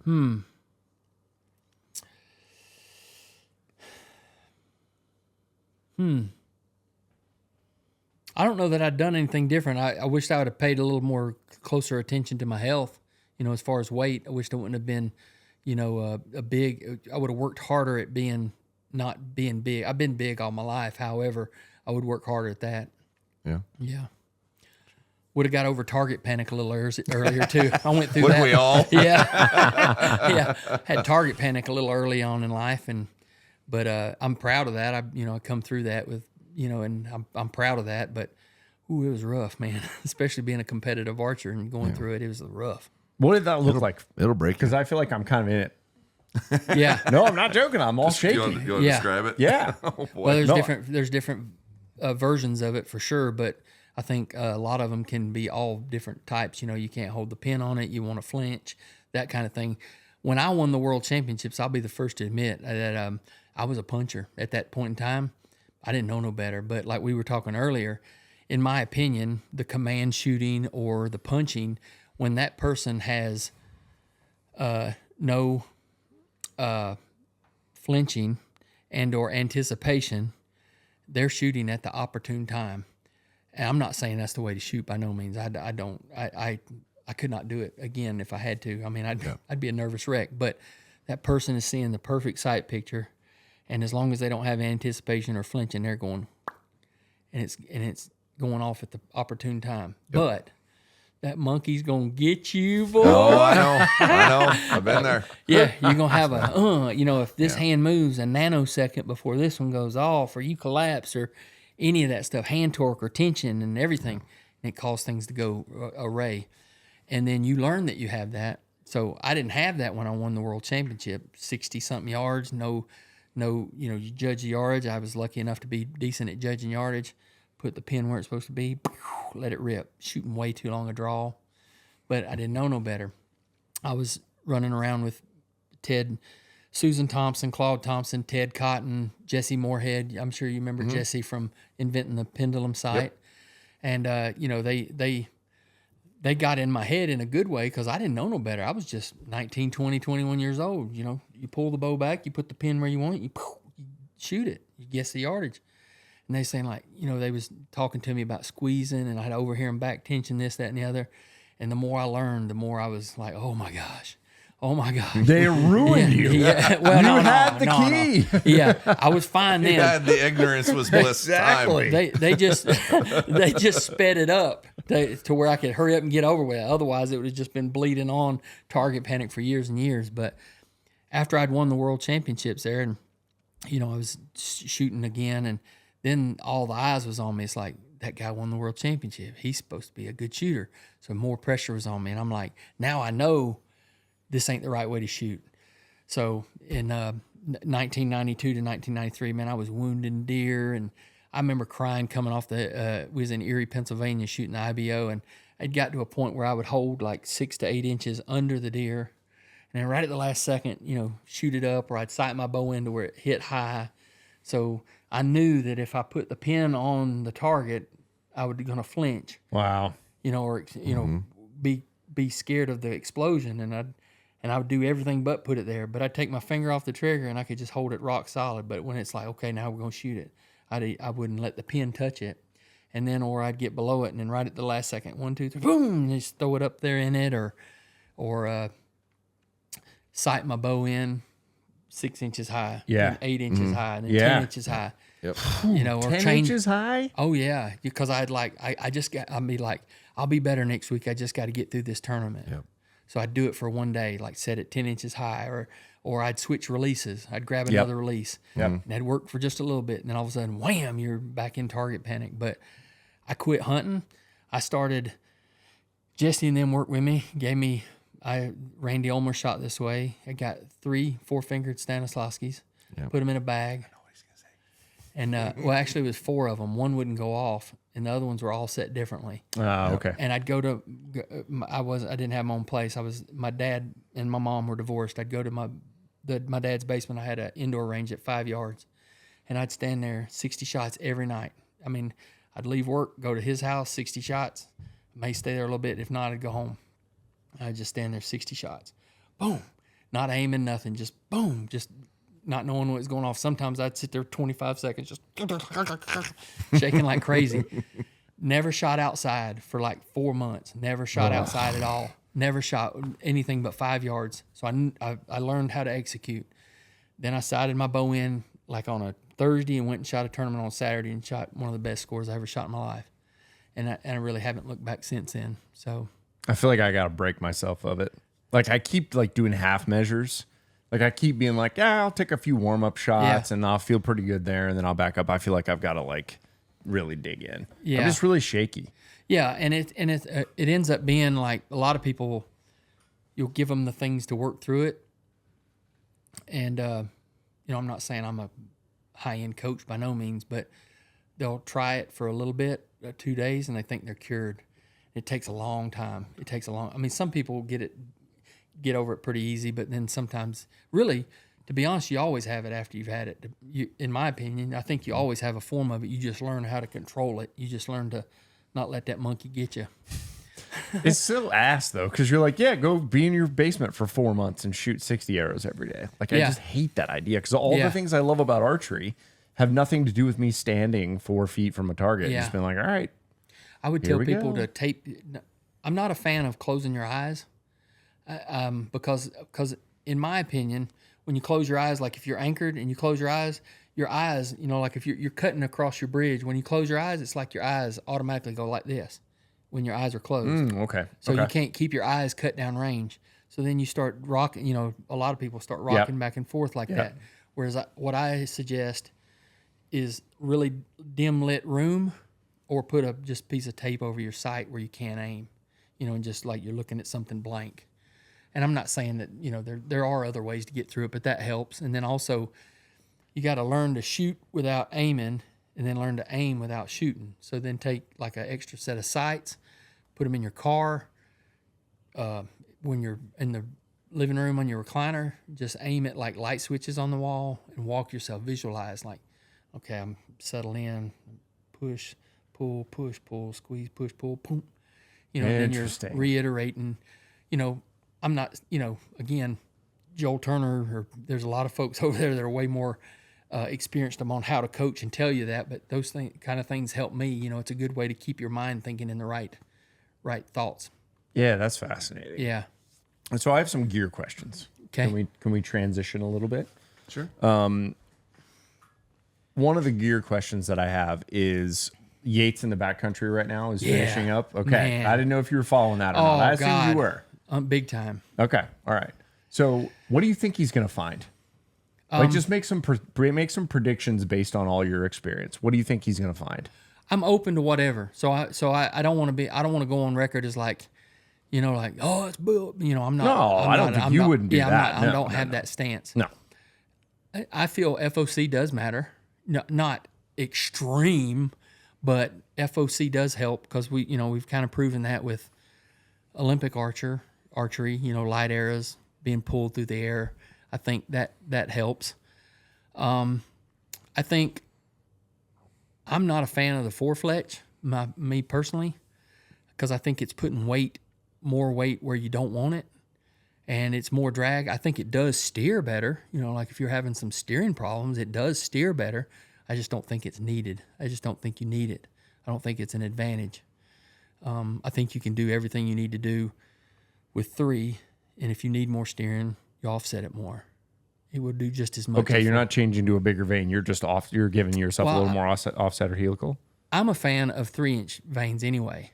Oh, okay. Yeah, I'm a fan of 3-inch vane. A lot of people go shorter and shorter and shorter. Yeah. In my opinion, the revolution of the bonding vane was so popular because the person who shot those looked like they knew what they were doing, looked like the professional guy that did shoot tournaments. So Billy Joe Lunchbucket would shoot it because of that. I feel that. Whereas we all know that a 4-inch or 5-inch feather or a 4-inch vane is going to steer better, but I just don't think. I'm a fan of a 3-inch lower profile, more surface area long ways than getting all your surface area high. Flops in the wind, makes more noise in my opinion. Whereas like if you have a 3-inch that has the 2-degree offset, a longer 2-degree offset than a short 2-degree offset is going to give you more steering, in my opinion. These tests are going to prove all that. So but you've done plenty of like your own testing over years, and there's a reason that you're saying what you're saying. It's because you found this for yourself. Yeah. Yep. And regardless if you're shooting a mechanical broadhead or a fixed broadhead, even if it's a mechanical, it's not a field point. It still needs a little steering. There's not a field point. There's not a broadhead that is identically aerodynamic like a field point. It's just different. It is different. Can we shoot the difference in it? Probably not. Most people can't, especially when you get out, beyond 60 yards. Most people can't shoot the difference in it. No way, no how. But these are all these things that we're doing is, even if we're convincing ourselves, if it's a placebo, that it works better here, it transitions into better downrange. You know what I mean? Your groups are better because you got more confidence in what you decided in fletching your arrow, whether you can shoot the difference in it. I'll be the first one to say that we should all work on us way more than we should ever work on our equipment, because we've proven it with a shooting machine. You can take a bow that's fishtailing and out of time, and you can put it on a shooting machine, and it just about hit the same hole every time at 20 and 30 yards, even though the arrow's flying bad. The only thing we're doing by tuning arrows, and I think you'll agree, Josh, by tuning and making it the most forgiving it is because we're not like a machine. We're trying to tune it so that it's more forgiving because of our shortcomings and our flaws that we have, so it doesn't magnify those. That's what we're trying to achieve. Well, and we're transferring energy more effectively. Correct. Like if that arrow's not flying straight, it's losing energy every movement that it makes going down range, and then it doesn't penetrate. Absolutely, So, yeah. but those two things are why you do it. Yeah, just like shanking a nail. Like if you hit a nail straight on, all the energy transfers in there. But if you shank it, energy's lost. I've never for some reason heard that analogy. That's a great way to think about it. It's a very good way to put it. Yeah. Yeah, That's exactly what it is. Yeah, you shank off a nail, the hammer energy's the same. Yeah, but you just get no off. penetration. Yeah. Correct. It didn't transfer into the object like it's supposed to. And here's redneck, got a claw hammer and a nail, 16 penny. Another analogy from FOC, this is exaggerated, but like if you took a broom handle, it has no, it's equally weighted on either end, and you slung it, it's going to go end over end over end, like that. It's going to twirl. You put a 2-pound weight on one end, it'll never rotate one time. It'd be like Thor's hammer. So you sling it, and it's just like, I know these ain't the right physical words, but it's like it's being pulled through the air because the heavy weight, won't allow it to spin like that. So, that's heavily exaggerated. Of course. Yeah, but it proves the point that I think that you're trying to prove. Yeah. Do you have a rough percentage on FOC that you feel like is going to probably end up being the sweet spot? I like, I see that you run into problems beyond 19. I like 15 to about 18 and a half. That's where I like for a hunting arrow. You can get away with a lot less on a target arrow, but 15 to 18 is about what I look for a hunting arrow. Because what happens is a lot of people that play around with that, you put a wrap on the end, you put 4 fletching, you put a lighted knock, you've put a lot of weight on the back, and whatever weight you put here, like let's just say you put 20 grains back here, you got to put about 40 to offset what you put back here to keep your FOC where it's at. So those people who are really ramping up your weight here, you're getting the FOC you want, but you've destroyed the spine of the arrow. So you need to go to the next stiffer, and then you got to start all over with your formula. Mm-hmm. Yeah, it's heavier because it's heavier in the front. So you don't have as much FOC. Yeah, the spine's not the same. For the longest time, I didn't understand that the weight distribution, if you added 5 grains to the front, I didn't know that you could just I'll just add 5 to the front, or 5 to the back, 5 to the front. That way I'm offsetting it. Like, no. It's like a 5 to 1. Yeah. Like the ratio, you'll screw your FOC. I don't know the out. exact, but yeah. I think it is 5 to 1. Yeah. I think it's, if you add 10 on the back, you have to add 50 on the front. Yep. To keep your FOC percentage. Yeah. Maybe it's 40 to 10 to 40, but it's something like that. I mean, it's pretty significant. It's a lot. So even changing over to a lighted knock, Yeah. it's like, man, you got an 8 grain versus a 25 grain. Yeah. Everything you do back there, whether it's a, wraps or light, and you think, I ain't that much, and then you throw an extra vein on there, and then you're going to go 4 3-inch veins, and then you throw a lighted knock. Before you know it, you've just put, 35 extra grains in the wrong place. Yeah. So you need to be 250 up front. Come on, 250. Yeah. Is that what we're talking about? Yeah. Shooting a 175 spine arrow? Get yourself a 200 Here or a we go. 175. Here we go. It's nuts. Well, that's why it's myself. Like, I really like shooting a lighted knock. I do too. For hunting. I love it. I do too. So I don't want anything else on the back end of that arrow if I don't have to. So I'm usually shooting a relatively light vein and 3 of them, because I've never not been able to get that to stabilize. Yeah. So for my own purposes of like, no. And if I struggled with it stabilizing, I'd just give it more spin. You know, I'd crank it over a little farther, let it catch a little more, let it spin a little quicker. And I usually didn't need to add more vane to offset that.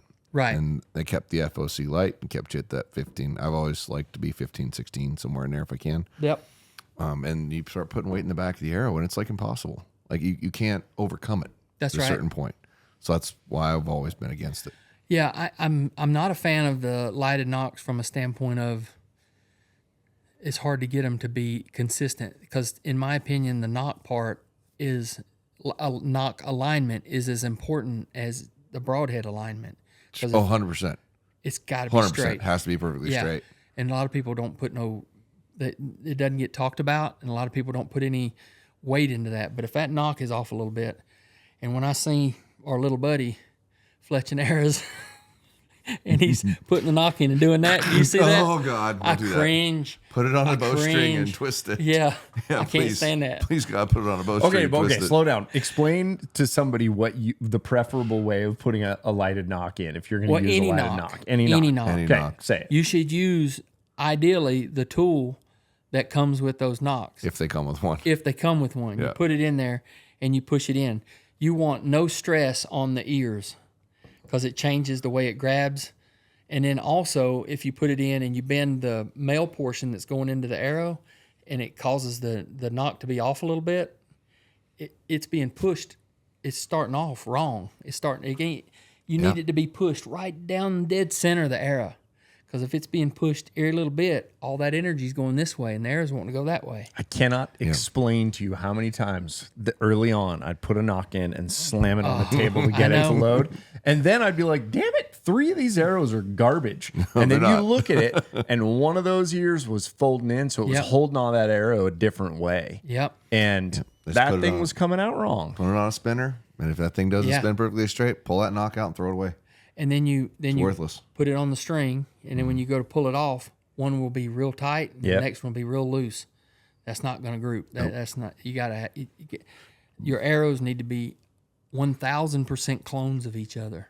1,000%. That's why I like when you would build your arrows on your reviews and stuff. You'd weigh everything out just right. Maybe that's OCD, and maybe again we can't shoot the difference in it. However, that hurdle in your head is.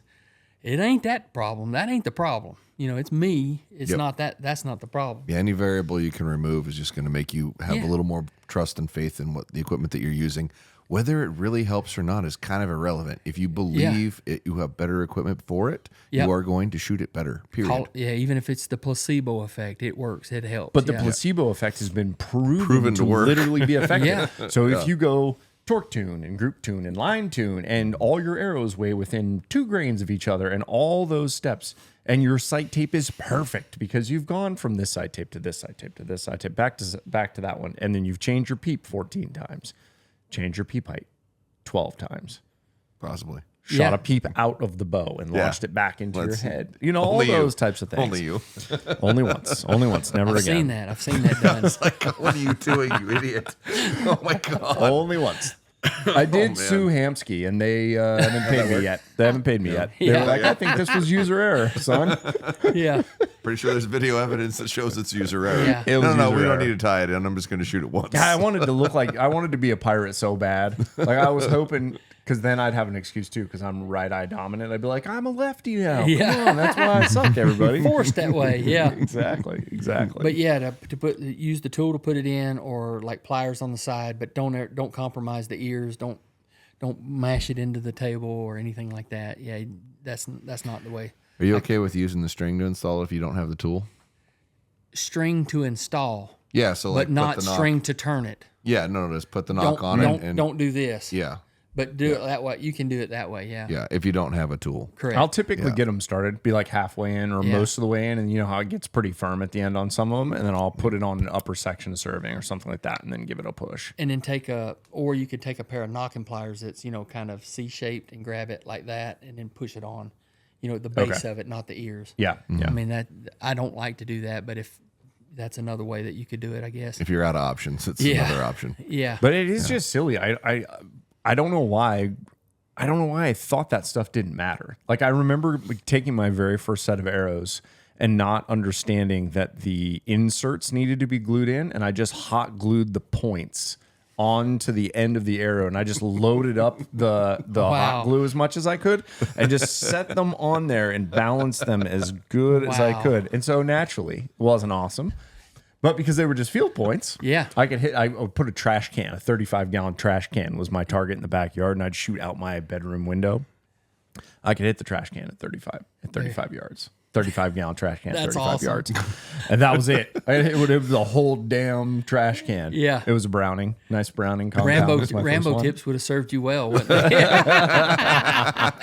Boom. Exactly. Oh my gosh. Oh, yeah. Just looking back on all the stuff I didn't know and how silly it was that I didn't even think about the stuff that would matter. Yeah. Like, and how relatively easy it is to screw your setup and then be frustrated and not understand why at 20 yards you can't get a group that's better than that ever. Yeah, and again, it boils down to a lot of times we can't shoot the difference in all this stuff. But if you're going through doing each single step of arrow or tuning or whatever, if there's a wrong and a right way, all these things are splitting hairs. And if the more things that we can split hairs, it may only be a eighth of an inch. But if you add them all up, it adds to forgiveness and accuracy. So. And then you throw a little bit of that placebo, hey, my stuff's right, it can't be my stuff. All of that adds to, better accuracy and confidence. So it is a mind game, man. Archery is a mind game. So, yeah. Well, when it comes to that, too, there are a ton of things that are placebo effect or not necessarily actually making a real difference. But I can guarantee you there are a few things that will 100% make a real difference.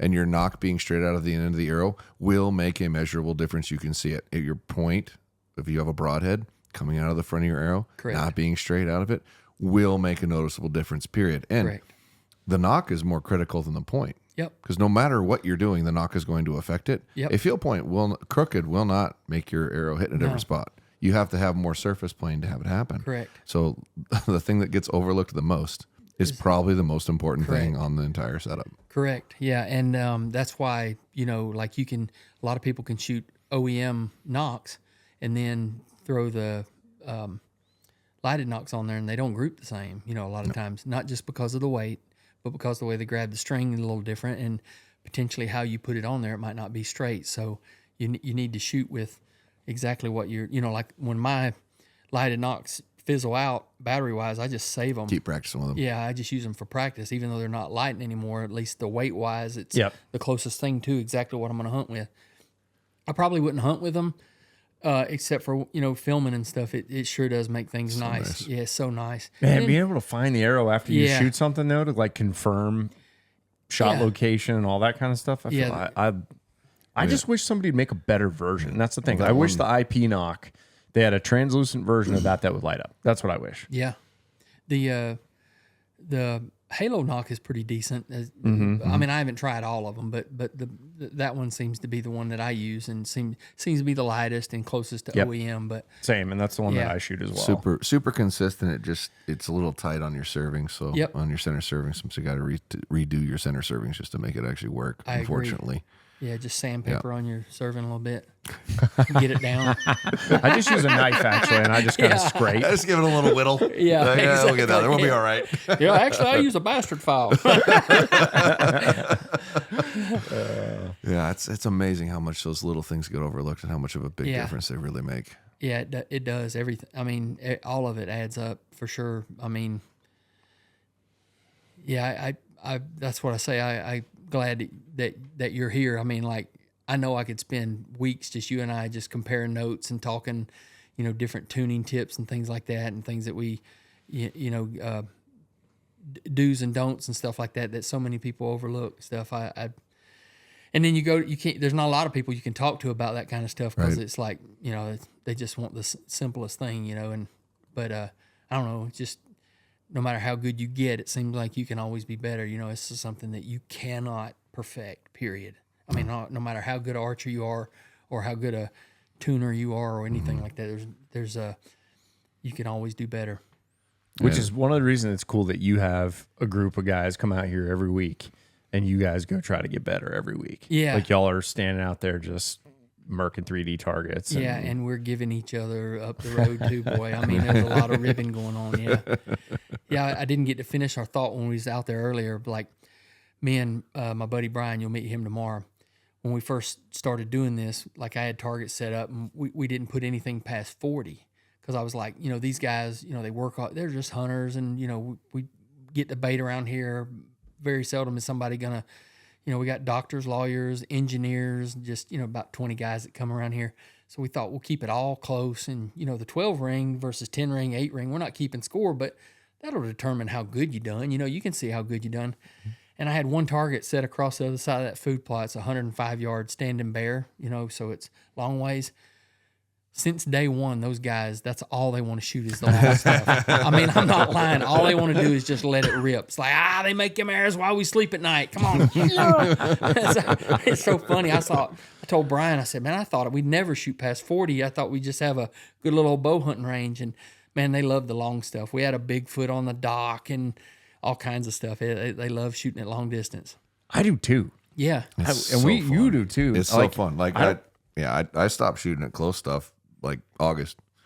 If I know my sight tape's right, all I'm doing is shooting long stuff. Yeah, it's Ted Nugent says it. I know it's cliche, but I mean there is something to say about the mystical flight of the arrow. I mean it is therapeutic. I mean seriously, it's like I love a good 20-yard pop. Like hitting a 50-cent piece or whatever every time, but there's just something about like when you seeing that movement and you're 70, 80, 100 yards and boom, and to know that you hit like a a circle like that, it's just so rewarding. Yeah.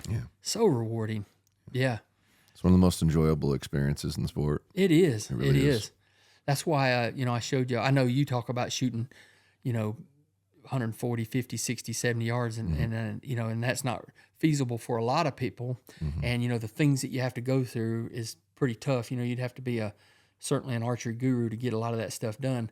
And then I showed y'all the compensation wand out there. So so that makes explain that to people though. Explain what it is, because I've thought about doing the exact same thing, and I feel like it's something that if people wanted to start backing up more, it could be like a pretty simple, easy kind of cool thing to do. And they don't have to go as tall as you did. But the reason I did it is, everybody, what I did is I took a T-post, put it right behind my target bale, right dead center, and then put a 2-inch piece of PVC pipe over that, which it sticks straight up in the air, and it has graduation marks. Every foot, it's got a piece of duct tape around the PVC pipe, so you have graduation marks.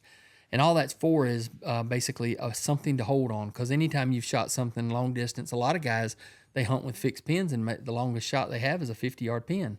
So this way, a guy can come out here and just to see how good he can shoot at 100 or 120, because we all like shooting long distance. He can find him a place, one of those rings up there to hold on, just so he's got a good place to hold on, because we've all shot over a target and held on a leaf or a pine cone or something up in a tree. This just gives you something definite. So it's not like you're going to hit the bullseye per se. It's just like, I'm going to hold on this every time just to see how tight a group I can shoot. Yep. And then that just, scratches your confidence, so to speak. So that's what it is. It's the compensation wand. I love it. How high does it go? Is it 12 foot? 20 foot. Okay. 20 foot. 20. Yeah, 20 foot stick. Yeah. And you need that sometimes, because everybody, some people may be shooting 250 foot a second. Next guy may be shooting 300. So you never know what's going to work, but you'll find the ring that can work for you. And, folks that come over here, or you can build it at home for yourself and, shoot long distance without I want it for my son. Yeah. Like for my kid to start out where you can just go, hey, let's get out to 30 yards as a 3-year-old. Yeah. Like just aim right there, bud. Yeet. Yep. Yeah.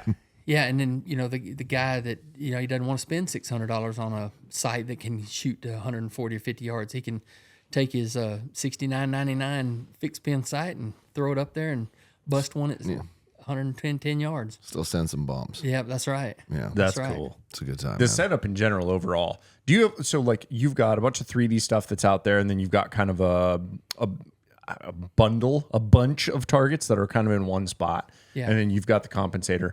And then you said that you've got the bear at like long distance. Do you find that there's any other targets that people enjoy shooting at? The elk. The elk. I always love the elk. Yeah. Yeah. I got a moose ordered. One of the big shot moose they just came out with this year. Yep. I ordered one of them, so it won't be here till like May, but I got one of those ordered. There's something about a full size, life size target that you're just like, yep.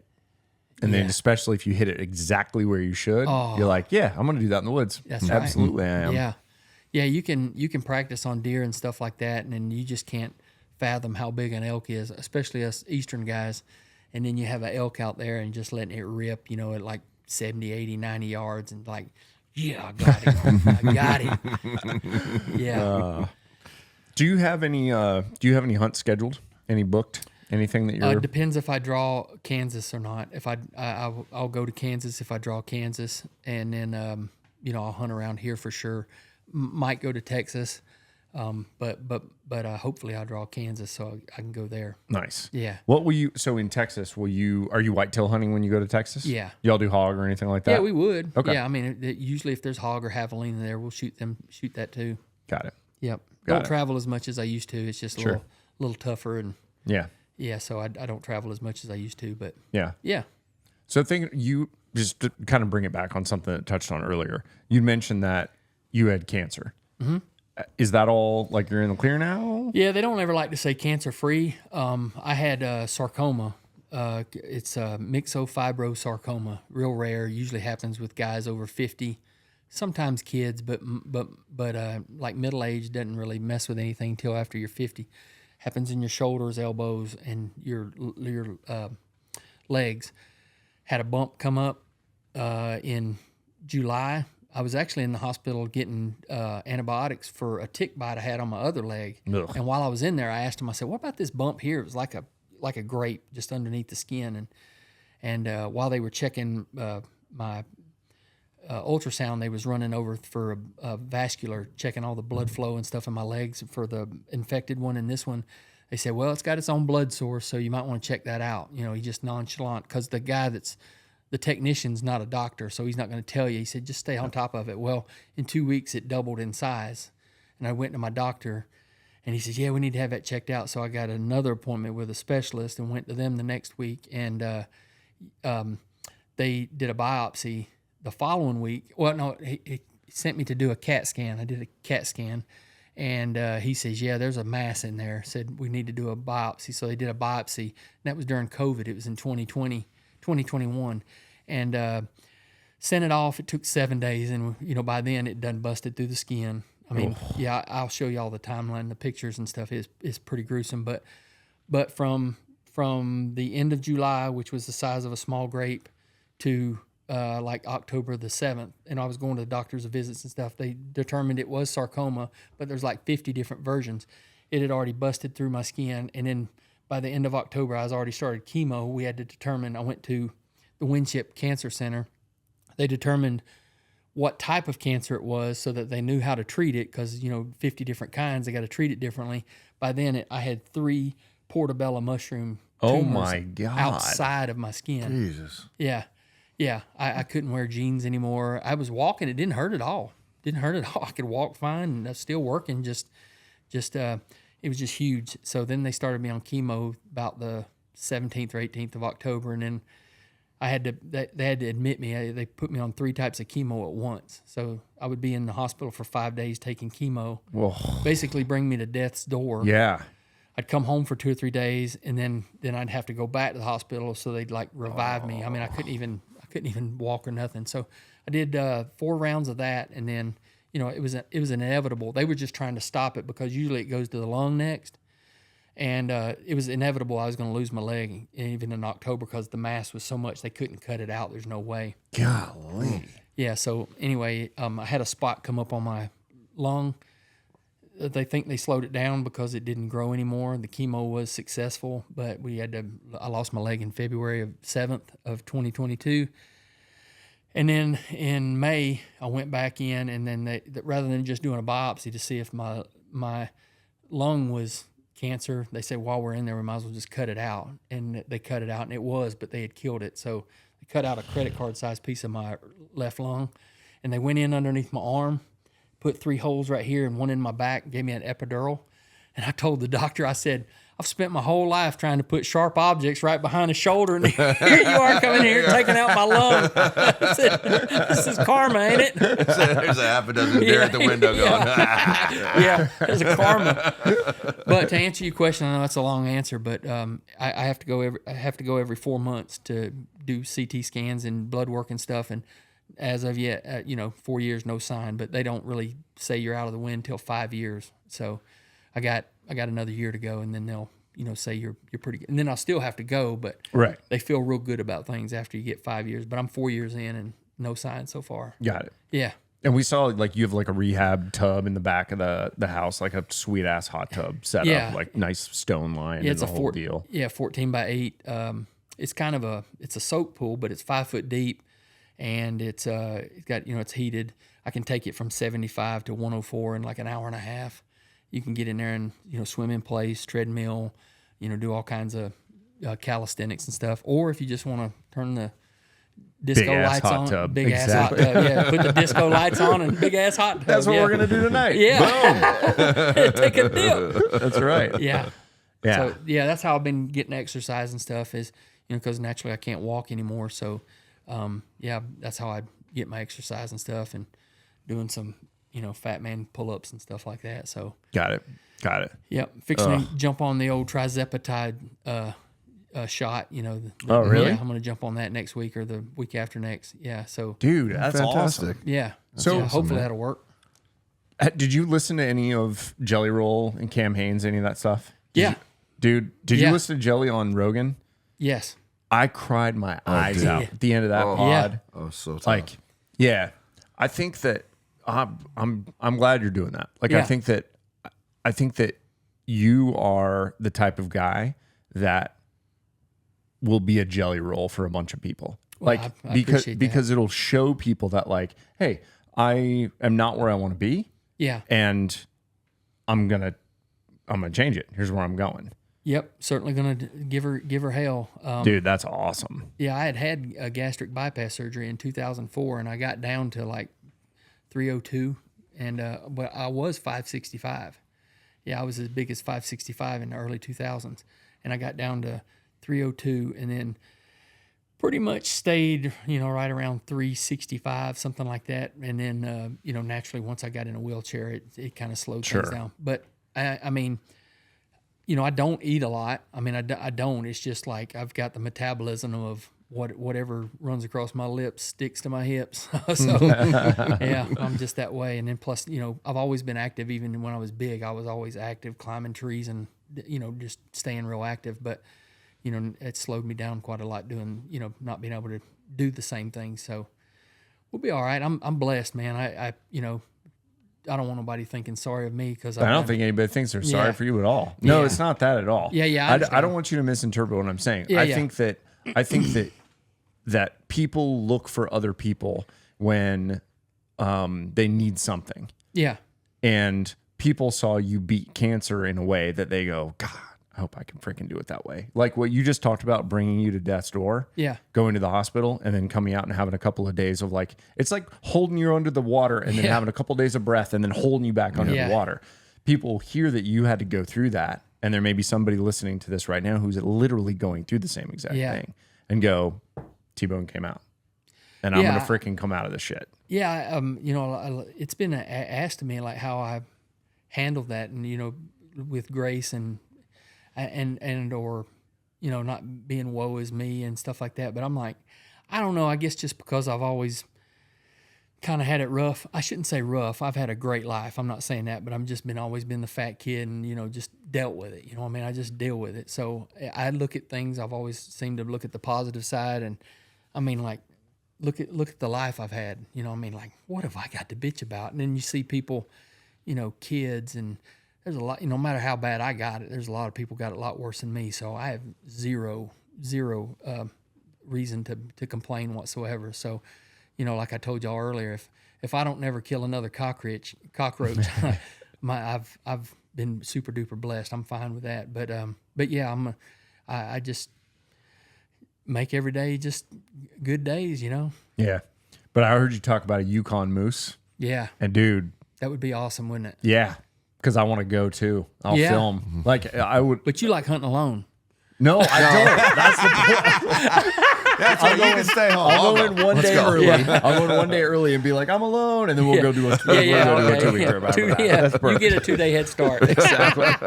I'm we'll all lost. go. I don't know where I Two am. days I in, hate I'm this. so lonely. Thank God you're here. That is how it feels. Yeah. That's my. I know. Yeah. Yeah. Yeah.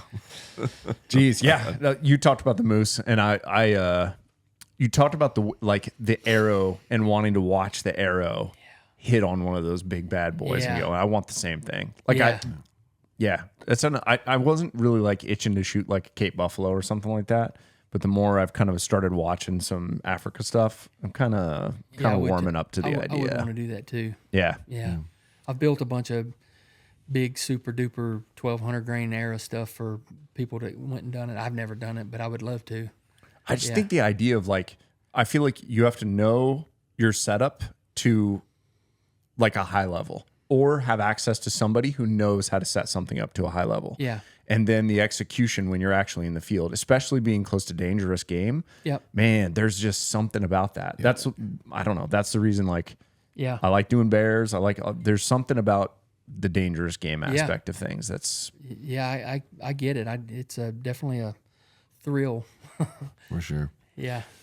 So since you brought up the 1,200 grain arrow thing on that, which is pretty standard for those things, what percentage of like penetration in a hunting arrow do you think is the physical weight versus the broadhead you're shooting? Like the type of broadhead? Oh. Like if you had to break it down into percentages. Well, you mean in like the type of broadhead or what? There's no two shots that are the same though. You know what I mean? Fair. Like, No, yeah. I get that. But if you had to look at like a build, let's say we're building up 500 grain arrow. Yeah. Okay. 500 grain arrow with, well, let's just say mega meat. In a penetration scale of this arrow, how much is the broadhead responsible for the penetration versus the physical mass weight of the arrow? Because there's so many different types of broadheads that seem to penetrate more or less and different.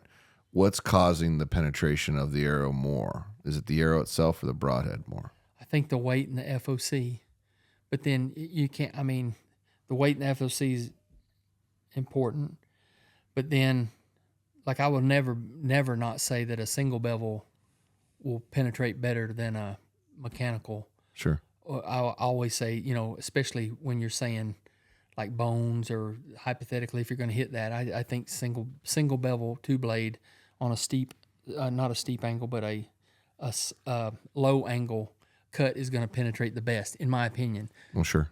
But man, I don't know how to answer that without giving it some really deep thought on a percentage wise, meaning like, yeah, I know by going to an expandable, you're losing a little bit, but I think there's some pros that you're gaining. Oh, for sure. Yeah, with that For sure. It's like, okay, I'll lose a little, but I'm gaining a lot by aerodynamics, bigger cut and hole when it gets there. Mm-hmm. If I do happen to jank it up, I'm going through bad stuff. I'd rather have a 3-inch hole through the guts and the liver Oh, yeah. than I would a 1.25-inch slice.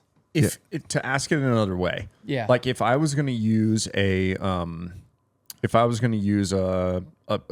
just like you were talking about, maybe a 3-to-1, 1.25 cut single bevel, and then I was going to use a mega meat. How much more weight would I need to put on the mega meat, on the arrow of the mega meat, in order to have similar penetration? That's tough to. We're asking because we're curious too, because we're wondering what the component of FOC and weight, how much it actually matters when you're adding into penetration. Because I think everybody says when I go Cape Buffalo hunting, I want to make sure I have a heavy arrow, and you go, why? You go, because it aids in penetration. And then the question is how much, and that's still a question that I want to know the answer to. Yeah. Well, structural integrity, the broadhead has to stay together. Mm-hmm. Sure. And then you have to have mass weight to drive it through there. That's foot-pounds rather than kinetic energy. Because I think there's a misconception. You guys may have touched on this, but kinetic energy, in my opinion, is only measured at the height of the animal. Then it's foot-pounds of that's continued penetration, mass weight. Okay. You know what I mean? Because kinetic energy is basically, You can get the same kinetic energy with a 300 grain arrow going 350 foot a second as you can a 550 grain arrow going 270 feet a second. I'm not. Don't hold me to those numbers, but you get my point. Yeah. Yes. You get my point. But, you know, if you use the analogy, another redneck analogy, would you rather me take a ping pong ball and hit you with it at 300 mile an hour or take a brick at 100 mile an hour? I'd take the ping pong ball all day long, less damage. So the mass weight is gonna continue driving, no different than a sledgehammer versus a 14 ounce, you know, claw hammer. But I guess you're saying is it overkill? You know, meaning like 500 grains is enough with this. All I'm trying to get through is a 9 or 10 inch wide whitetail. I don't need all that. I'd rather have a 3 inch hole or 2 inch hole that just got through there rather than a small broadhead that ended up inch and a quarter slice that went 17 yards beyond the in tooth saplings. Yeah. Is that what you're getting? Let me re-ask Go ahead. this. Go ahead. All right, so rather than addressing a mechanical versus a single bevel, Yeah. because I also 100% agree that you should be shooting an animal with a mechanical broadhead of larger cutting diameter as long as you're confident you're going to get some decent penetration on it. Correct. Period. Correct. Okay, so I think it's a superior tool. Correct. Right. Let's And more accurate. and more accurate. Let's rephrase this question differently and take the mechanical broadhead out of it. Let's say you have a 3-to-1 cut ratio single bevel broadhead on a complete mass arrow, complete mass weight of arrow that's 500 grains, which the broadhead doesn't change in this scenario. Right. Hypothetical. Right. And the spine doesn't change in this scenario. Right. Hypothetical. And the FOC doesn't change in this scenario. Hypothetical. Right. And then the other arrow is 800 grains. How much of a penetration difference do you think there really is in between those two things? Everything else being equal, which I know is not really functionally possible, but from a hypothetical standpoint, you got an 800 grain arrow, 500 grain arrow, same spine, same FOC, same broadhead on the front, same dimension, same cut ratio, same materials. If you could do those Same things, broadhead. same everything, just weight, 300 grains more. just 300 grains more. How much more of a difference is that really on a Cape Buffalo? For example, something big that you're... It would penetrate more. I mean... But how much more do you think it really is? Because I think it's mostly that broadhead. I think it's like 90% that broadhead. Well, on a Cape Buffalo, I think you're probably right, meaning like it would do the job on a Cape Buffalo. However, like if you had an endless supply of penetration, I don't like ballistic gel because that ain't the way of it's critters. garbage. Don't use it. Yeah, I don't like that. Yeah. But like if you could have a Cape Buffalo that was The 8 feet infinite thick, Cape Buffalo. yeah, 8 foot Buffalo, thick yeah. Cape Buffalo, Yeah. the heavier one would go farther for sure. Sure. Okay.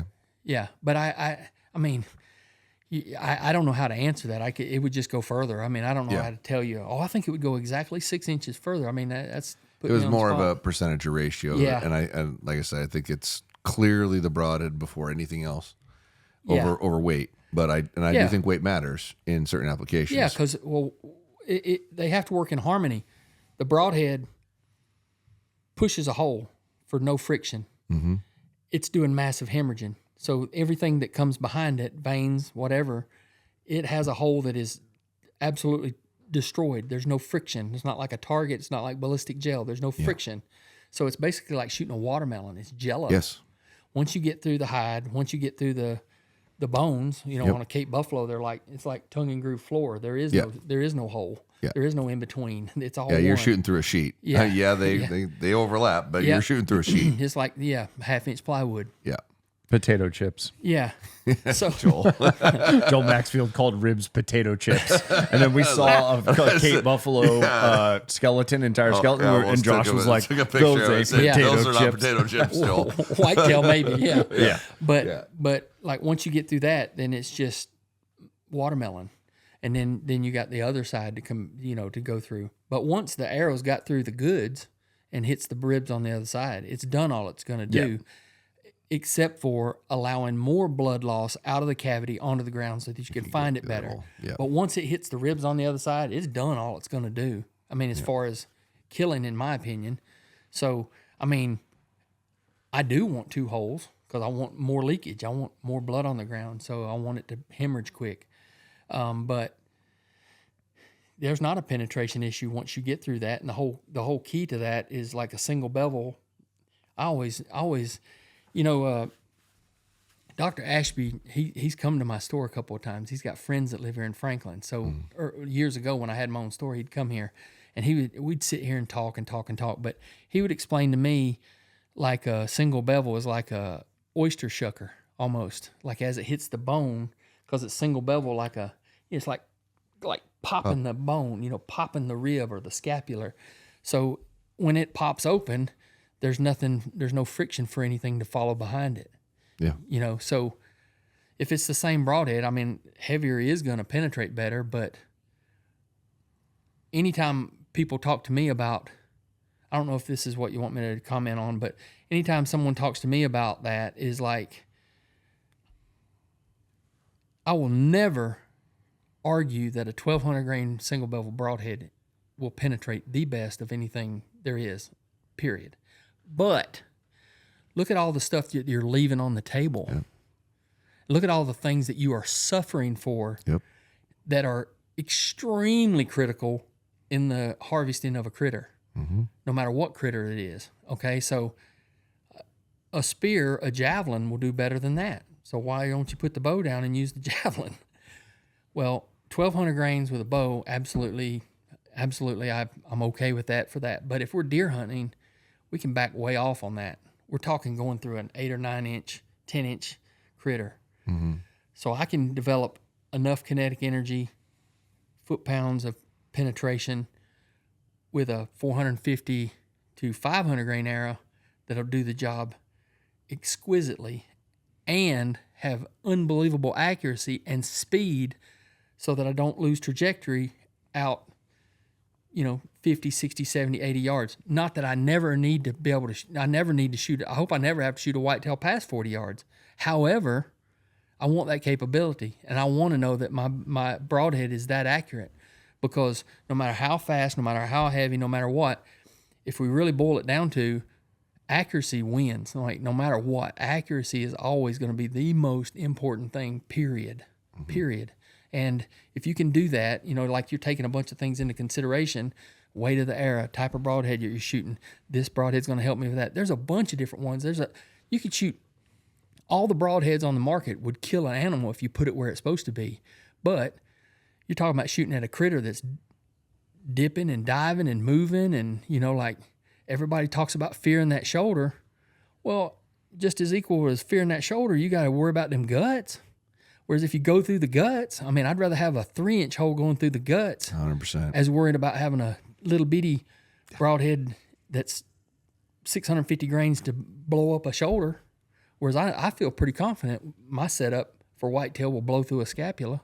I just feel that. Now, you need to tweak things for every type of game that you're shooting, and draw length that you are. Okay, but wait. If you're tweaking something on a different level of game, so like let's say you're using your, what's your standard hunting arrow on a whitetail? 465. 465. That's where I'm at right now. With Mega Meat? Mega Meat. Okay, Yeah. all right, 465 with the Mega Meat. Yep. If you're going to go hunt mule deer, what are you changing That to? I wouldn't nothing. Nothing. Nothing. Okay, well, if you're going to go a red stag, Probably nothing. But still with the Mega Meat. I might drop down to a dead meat so that it's 1.5 inch cut. Okay, so you're not going to increase weight. You're going to decrease cut. Yes. Okay. Yeah. All right. At what point your arrow getting heavier? Pick an animal where you go, okay, I need a heavier arrow. Elk? Because I mean, as you went to a slightly larger animal, you went to a slightly smaller cutting diameter, but same type of design. Yeah. Yeah. So at what point are you making the arrow heavier? Well, if I was gonna hunt hogs and knew I would probably go, knowing that I'm gonna shoot hogs short range, I would probably go heavier because it wouldn't really matter that much. I would probably up my, if I was just strictly shooting hogs, I would probably do that because I've shot a bunch of hogs, like a boar hog. Man, that front shield is thick, dude. Yeah, it's thick. Yeah. So I just would want some insurance. I'm not saying that I'd gamble and I probably could do it with the Mega Meat and what I got, but I'm like, I'd probably bump it up to make sure that when I cut the arrow loose, it's going to do the job. So, and it would be short range, but I would, if you told me I had to shoot a hog at 80 yards, I wouldn't want to do that. I mean, it just would be tough. Moose, I think the mega meat and stuff would do it, but I'm like, just to make sure, I'd probably shoot a fixed blade on that. Probably. Would you still stick with about the same weight arrow though? Probably 500, 525. Okay, a little heavier. Yeah, a little heavier. And probably mostly in the broadhead, I'd imagine. A little bigger, little heavier GPI broadhead maybe, or not GPI, just physical mass weight. Or heavier insert. Insert. Yeah, just I would, well, probably not, because I'd probably have to go up in spine as well too. Yeah. But whatever it took to get that to where I'm still in that 15 to 18 FOC and about a 525, 550 grain arrow. Might even be an arrow that's the same spine, just more GPI. You know what I mean? Rather than 8.7, it'd be 9.8, something like that. Right on. Probably that's the way I would end up doing it. It's an awkward way that we tried to ask that question, and I felt like it took 10 minutes to finally get to the point. We'll remember this for the future. Yeah, but that's the not a great way answers to are ask very it. consistent from people that are killers. Yeah. Is that typically they're not adding weight to the arrow in order to increase penetration. They're reducing the cut of the broadhead. There's a lot to be said for a person that, I ain't saying I'm a killer. I've just been lucky to be in front of a. We're in a room of death. Well, I'm just saying there's a lot more people more than me, but I'm just saying, like, there's a lot to be said for getting used to the trajectory of the. We talk about the flight of the bow. To me, that 280 is just, to me, that, like, I've killed deer at 330 feet a second. I've killed them 240 with a compound. But that 280, maybe it's the I've shot ASA tournaments so long, and 280 was the max speed, 289 at the very most. But you give me that window of like 265 to 295, that's my sweet spot. Meaning, like, with today's technology, I can build a bow at my draw length and the arrow weight. Like, I don't even look at the weight of the arrow. I pretty much shoot the pounds I want, and then I build the arrow to where I'm in that range, 270, 295. Because I know that trajectory, fixed pin wise. I'm a big fixed pin shooter. The side I choose is the best of both worlds, just because I love playing at longer distances. However, when it comes down to the nitty gritty, I mean, it's usually fixed pins, 60 and in, because deer's rutting, coming in. I already know my yardages. Hopefully you've already figured all that out wise. And then when he gets in there, I don't need to be, oh gosh, he's 31. Oh God, that's valuable time. That's valuable time. I mean, a nanosecond, you got to be, once he breaks this 50 yards, you need to black out and kill that critter. You know what I mean? It's like, I mean, seriously, it's not like, I get you. Because I see so many people, like, I got a rangefinder. There's no time for that on a whitetail. I'm speaking whitetail hunting. I'm not a mule deer hunter. I've killed mule deer, but on a whitetail, you ain't got time for that, man. If it's a rutting in the, they're moving in or dipping and diving, eating the corn, getting run off, this, that, and the other, you need to know your area. You need to know that semicircle. This is 20. This is 30. You need to know that the cast of my arrow, the trajectory, that under 30 yards, if I shoot it at 26 or I shoot it at 28, it ain't making a hill of beans. Stay in the shot and kill that critter. Take advantage of that nanosecond that he gives you the shot, more so than, oh gosh, he may have moved 2 yards. Let me move my sight. You've just missed your whole opportunity. Yeah. So, I mean, I know that I'm speaking kind of passionately, but I'm just saying I see so many people messing up. Like, I got to get it just right, and man, you're focusing on the wrong things. I go back to that 280 feet per second. That feeling of, I know what this does. I know what these do. This set at 20, at 280, at 30, 40, 50. I just know, it's like, how do you know? You just see the arrow going, and you just got a good feel for 280. I can build a real good quiet bow, a real efficient bow with a decently weighted arrow and a good FOC and a good sharp broadhead. Like, everything just kind of comes together in that 280. You try to build a 320 bow, it gets noisy, gets finicky, gets unforgiving. I'm not saying you can't do it, but you got to be a little more perfect, don't you? Yep. Whereas you bring it back down in that 280 with today's bow and all the innovations that they've put into them, that's really, if you got decent form, you can control that, and it's in the wheelhouse. So that's I kind of build the weight of the arrow based off the pounds I want to shoot and how efficient the bow is. I mean, it dictates where where I'm at, if that makes sense. Yeah. I don't get hung up on speed, but you got to have enough of it so that you're comfortable with it, if that makes sense. Yeah. And I know that there's other pros that they will close their eyes when other guys are shooting 3D and listen to the snap of the bow and then the arrow hitting the target because they are so familiar with the speed of those bows that they go, it's probably between 35 and 40 based on the time to target. Yeah. Like the human body is amazing when it comes to being able to understand that stuff, like at a subconscious level. Yeah. So it makes sense to me that like that would be a place. I was super comfortable at 265 for like 5 years. Yeah. Speed wise. I don't know why. That was just a speed that I was shooting, and I was shooting a heavy ass arrow at that point in time. Yep. But I killed a lot of stuff long distance. With 265. Yep. Don't know why. It just makes it more critical. Like if you do going to take that long pop shot beyond 40, it really starts to show up. You can't really, you can prove it. And I'm sure you've done this before, but like you take 2 sight tapes, one at 280 and one at 320, and you really can't tell a difference till beyond 40 yards. Yeah. Very little. Yeah, 40 and in's almost always the exact same. Yeah, so you're not gaining nothing by doing that. And, if you're east of the Mississippi, you very rarely are you shooting beyond 40 for anything. And then if you are going to take a shot longer than that, that's when you do have time to range it and make sure that it's right and make a good shot. But like if we do shoot real slow and you miss it by 1.5 yards at 70 yards, it'll tell on you. Yeah. Yeah, you can definitely shoot the difference in that. Yeah. And as I'm spitting these opinions and stuff, I want to let y'all know, chirp in by all means. I mean, I want to hear what you've got to say about these things too. I mean, I've heard a lot of things that you said, but don't feel like you're stepping on my toes, because I like to hear what you've got to say about these things too. Well, I mean, I like to be on the faster side of things because I think reaction of the animal has more to do with the negativity than anything of what goes wrong. Yeah.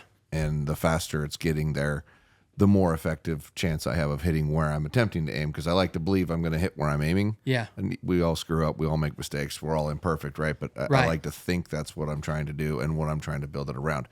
Now, by getting myself to that animal a little bit quicker, I don't think my pin gap's any different. I think the reaction time is starting to get different. Right.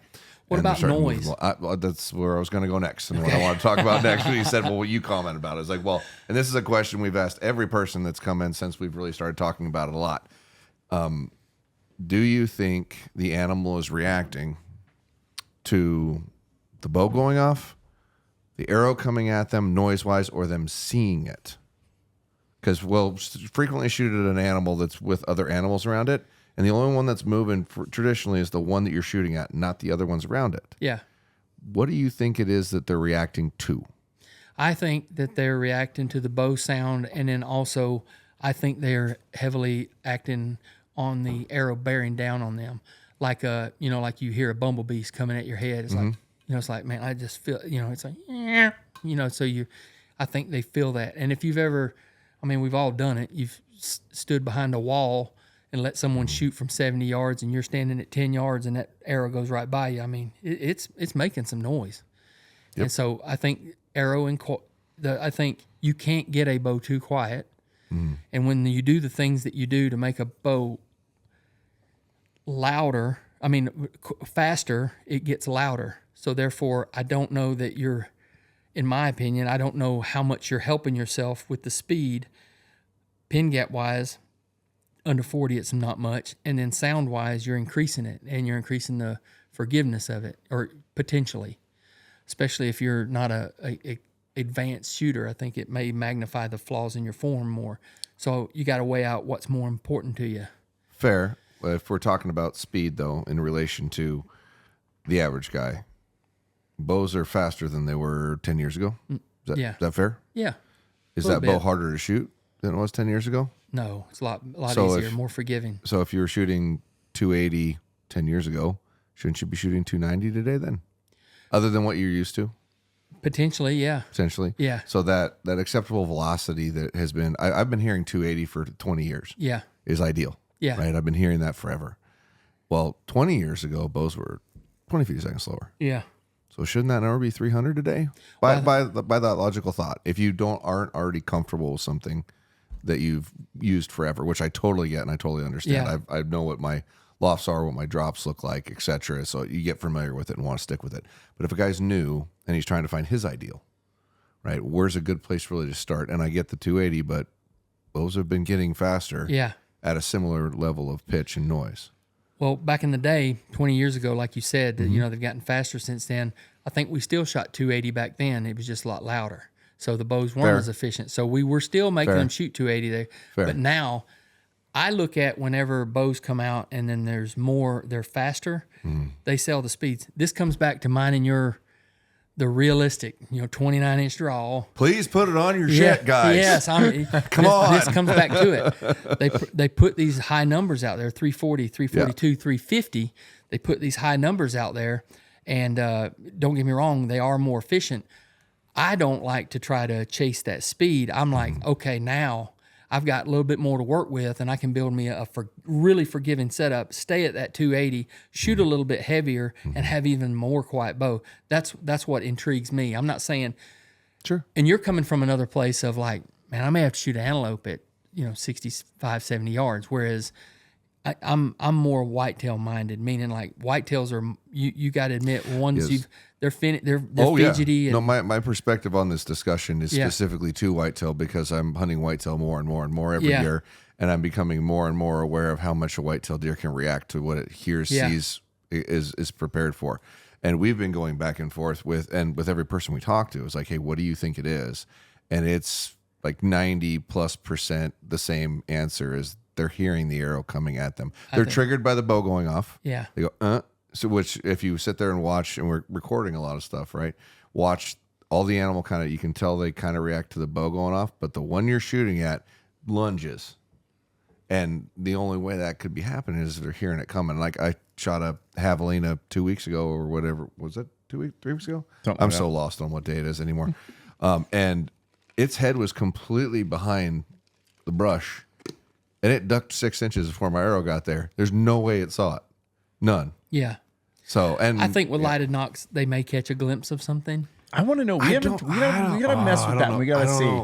I don't know. We gotta if that, see if I don't- those I- some of the knocks you're have the tongues. Scotty that- said the same thing, and I don't know if I buy it. And No, I only I- buy it I from the mean, standpoint that We're it's talking strictly for- 5%. I mean, I more times than not, they're not seeing that. I think it's the sound of it. They rely on their, or like in a Texas situation when there's multiple deer in a pile, they don't like deer just naturally don't like to eat in the same place. I mean, it's like if me and you we had this big table, we had to eat plate to plate right here. It's just uncomfortable. You're edgy, and deer are that way too. They don't like eating at trough feeders. We see it all the time. They don't like eating at one specific spot. So everybody's always edgy. You know how they are in Texas. One's eating and other one comes in, runs it off. And, they're just always just musical. Oh, they're skittish as all get out. Yeah. So this one over here may react before the one that you're shooting, and and it may cause it to move. So there's a lot of, I don't know if Texas is the best place to try to find out everything, because they're scared of their own shadow down there for sure.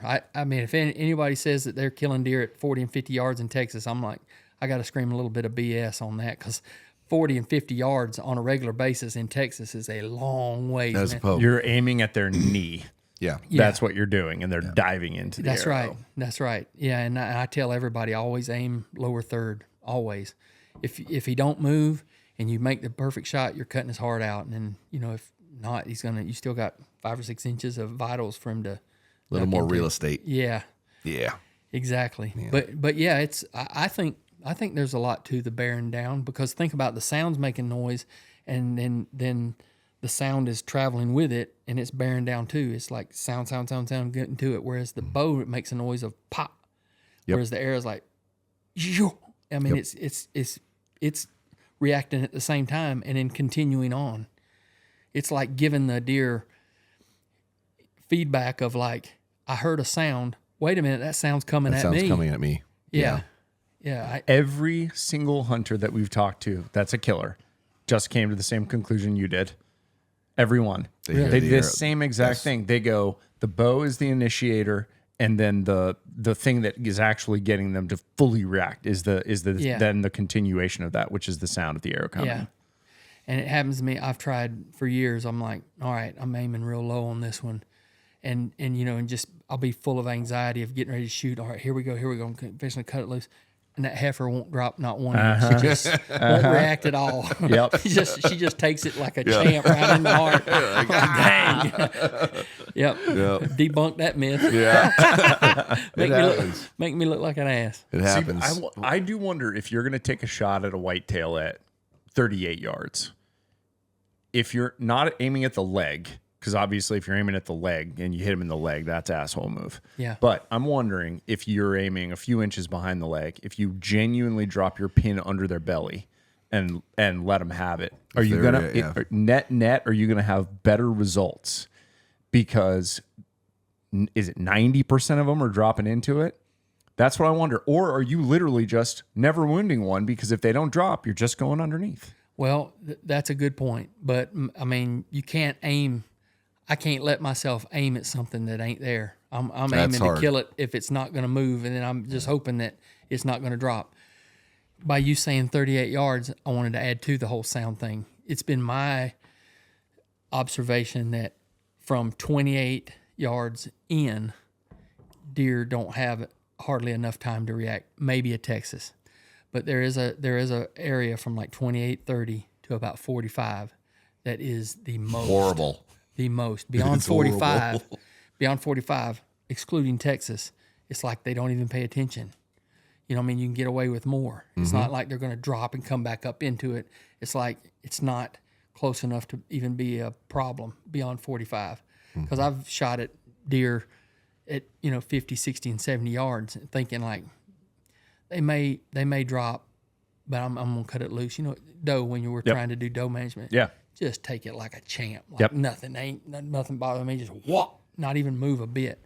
But that same doe could drop at 36 yards and be turned and gone the other way by the time that hare gets there. Yeah. Which would tell you that they need that initiating sound of the bow. They need that snap of the bow and then the continuation of the buzz of the bees. Yeah. Whereas if they're at 60 and you're taking a shot, maybe that bow, they're not hearing the bow the snap is initial just too shot. distant to affect them. Yeah. And then by the time the bees are coming, it's too late. That's not that big a deal. We should all hunt next to interstates. That way the sound's not an issue. under airports. Or either play your Bluetooth speaker at wide open at every deer stand. They can't hear it. There's an option. Yeah. I do. If you played music over your food plot all year long, would they still come in? Like if you were playing like 100 decibel music, It would be at night, but yeah. I mean, they're going to eat. I mean, this is a good idea. Can we do this at your Yeah. place? If you buy the new place, we're just gonna put What are we playing? Metallica all day 24/7, long. and then we're gonna do the Metallica and that's fine. test. Just as long as they start legalizing us to hunt at night, that would be no problem at all, man. Until daylight. We'll just do it anyway. Yeah. So on the noise question on the arrows, I'm kidding Do you about think it's the fletchings, the broadhead, the arrow itself, the simple fact that it's moving? Like, what do you think's really the largest or the larger contributors to noise on it? Like, what do we need to be playing with and paying attention to try to reduce it outside of slowing it down? Fixed blade broadhead is going to have, it has a whistle effect. It is noisy, but vanes for sure. Mm-hmm. Yeah. I mean, it's anything that's causing disruption in the air, which has got to be vanes and, larger broadheads. Anything that's disrupting the air. That's what I think. Yeah, no, me too. And I think there's probably a very large difference between them. Oh, yeah. Yeah.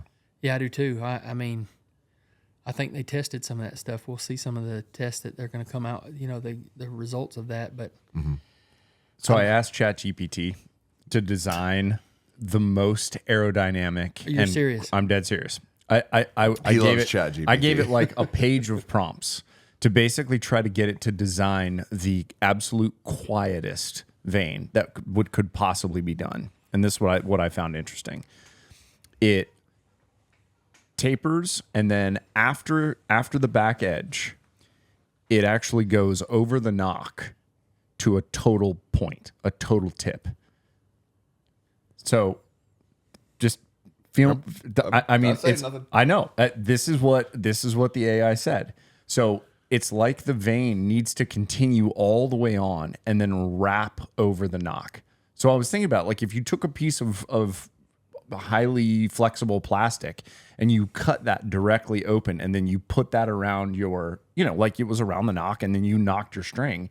When you loose that thing, if that could close up in the air, would you actually have a quieter? I'm going to send it to Kyle with DCM. They'll be like, hey, bro, do this weird tail thing at the end of a vein.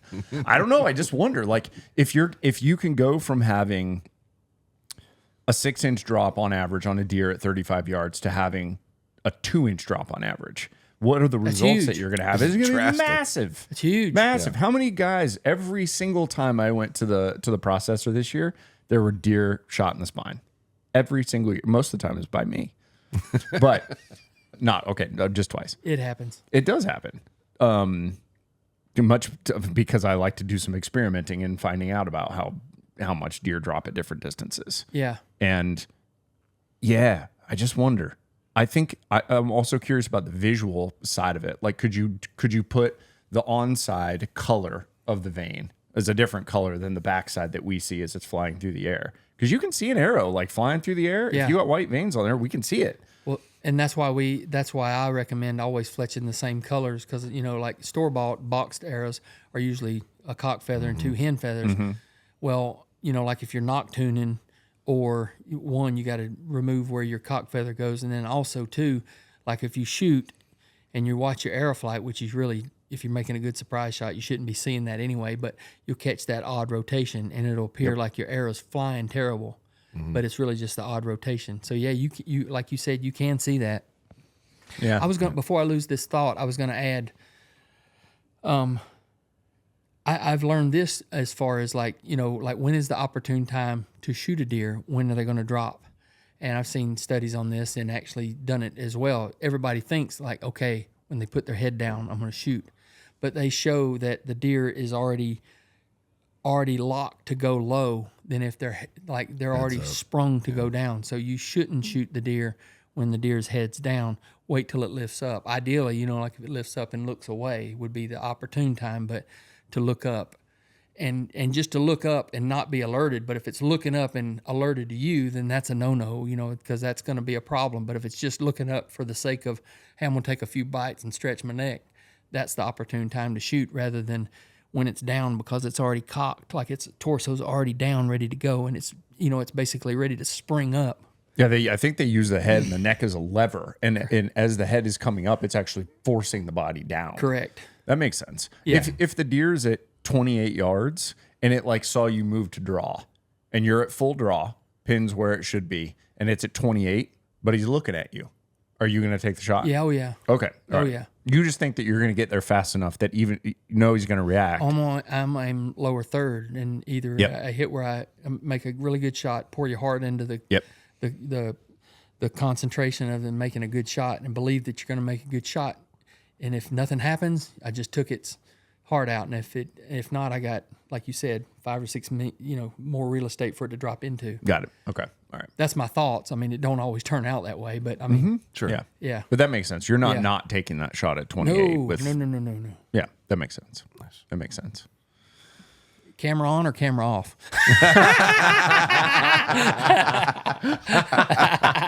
Yeah. Always camera on. Yeah. Cameras always on, everybody. Oh, that's funny.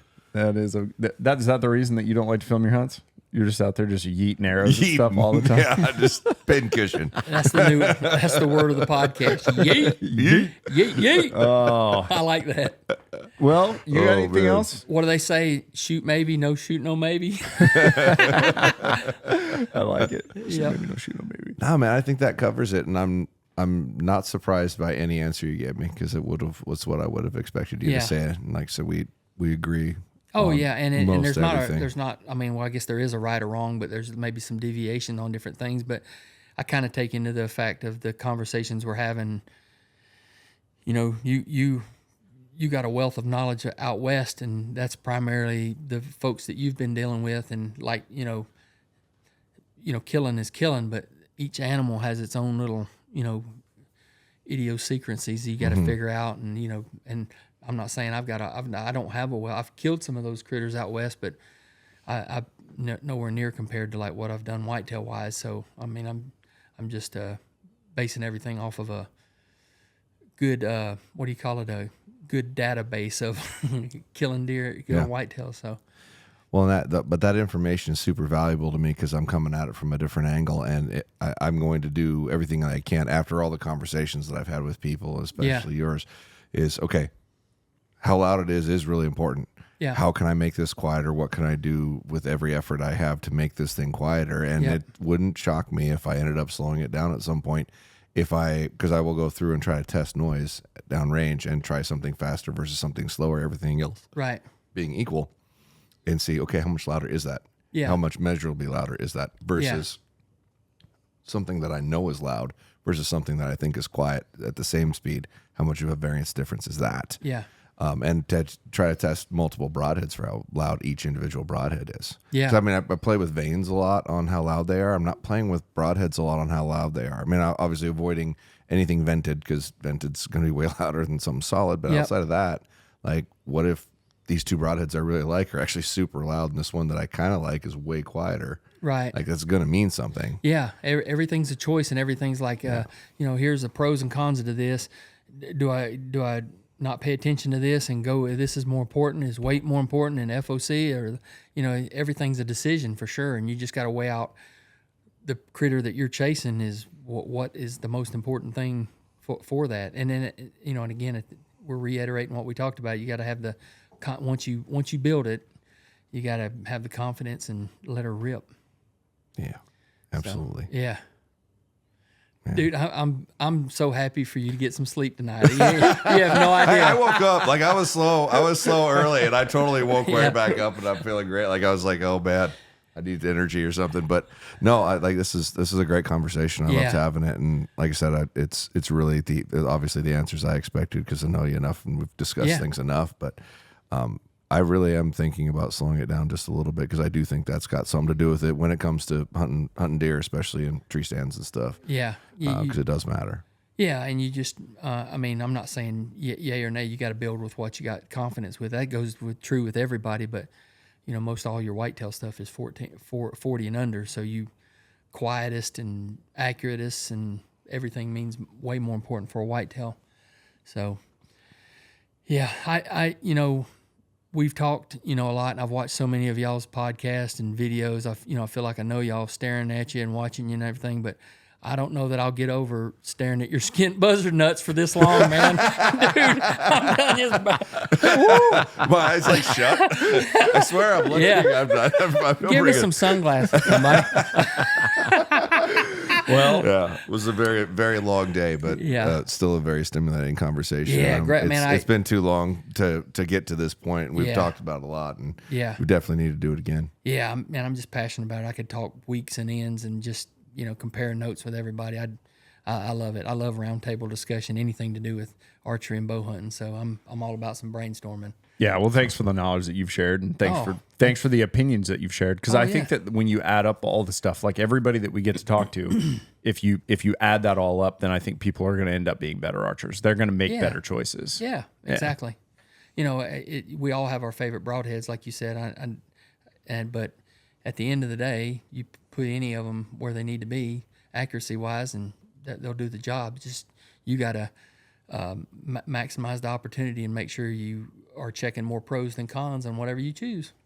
What side of the teeter-totter do you want to be on? That's right. Yeah, exactly right. For sure.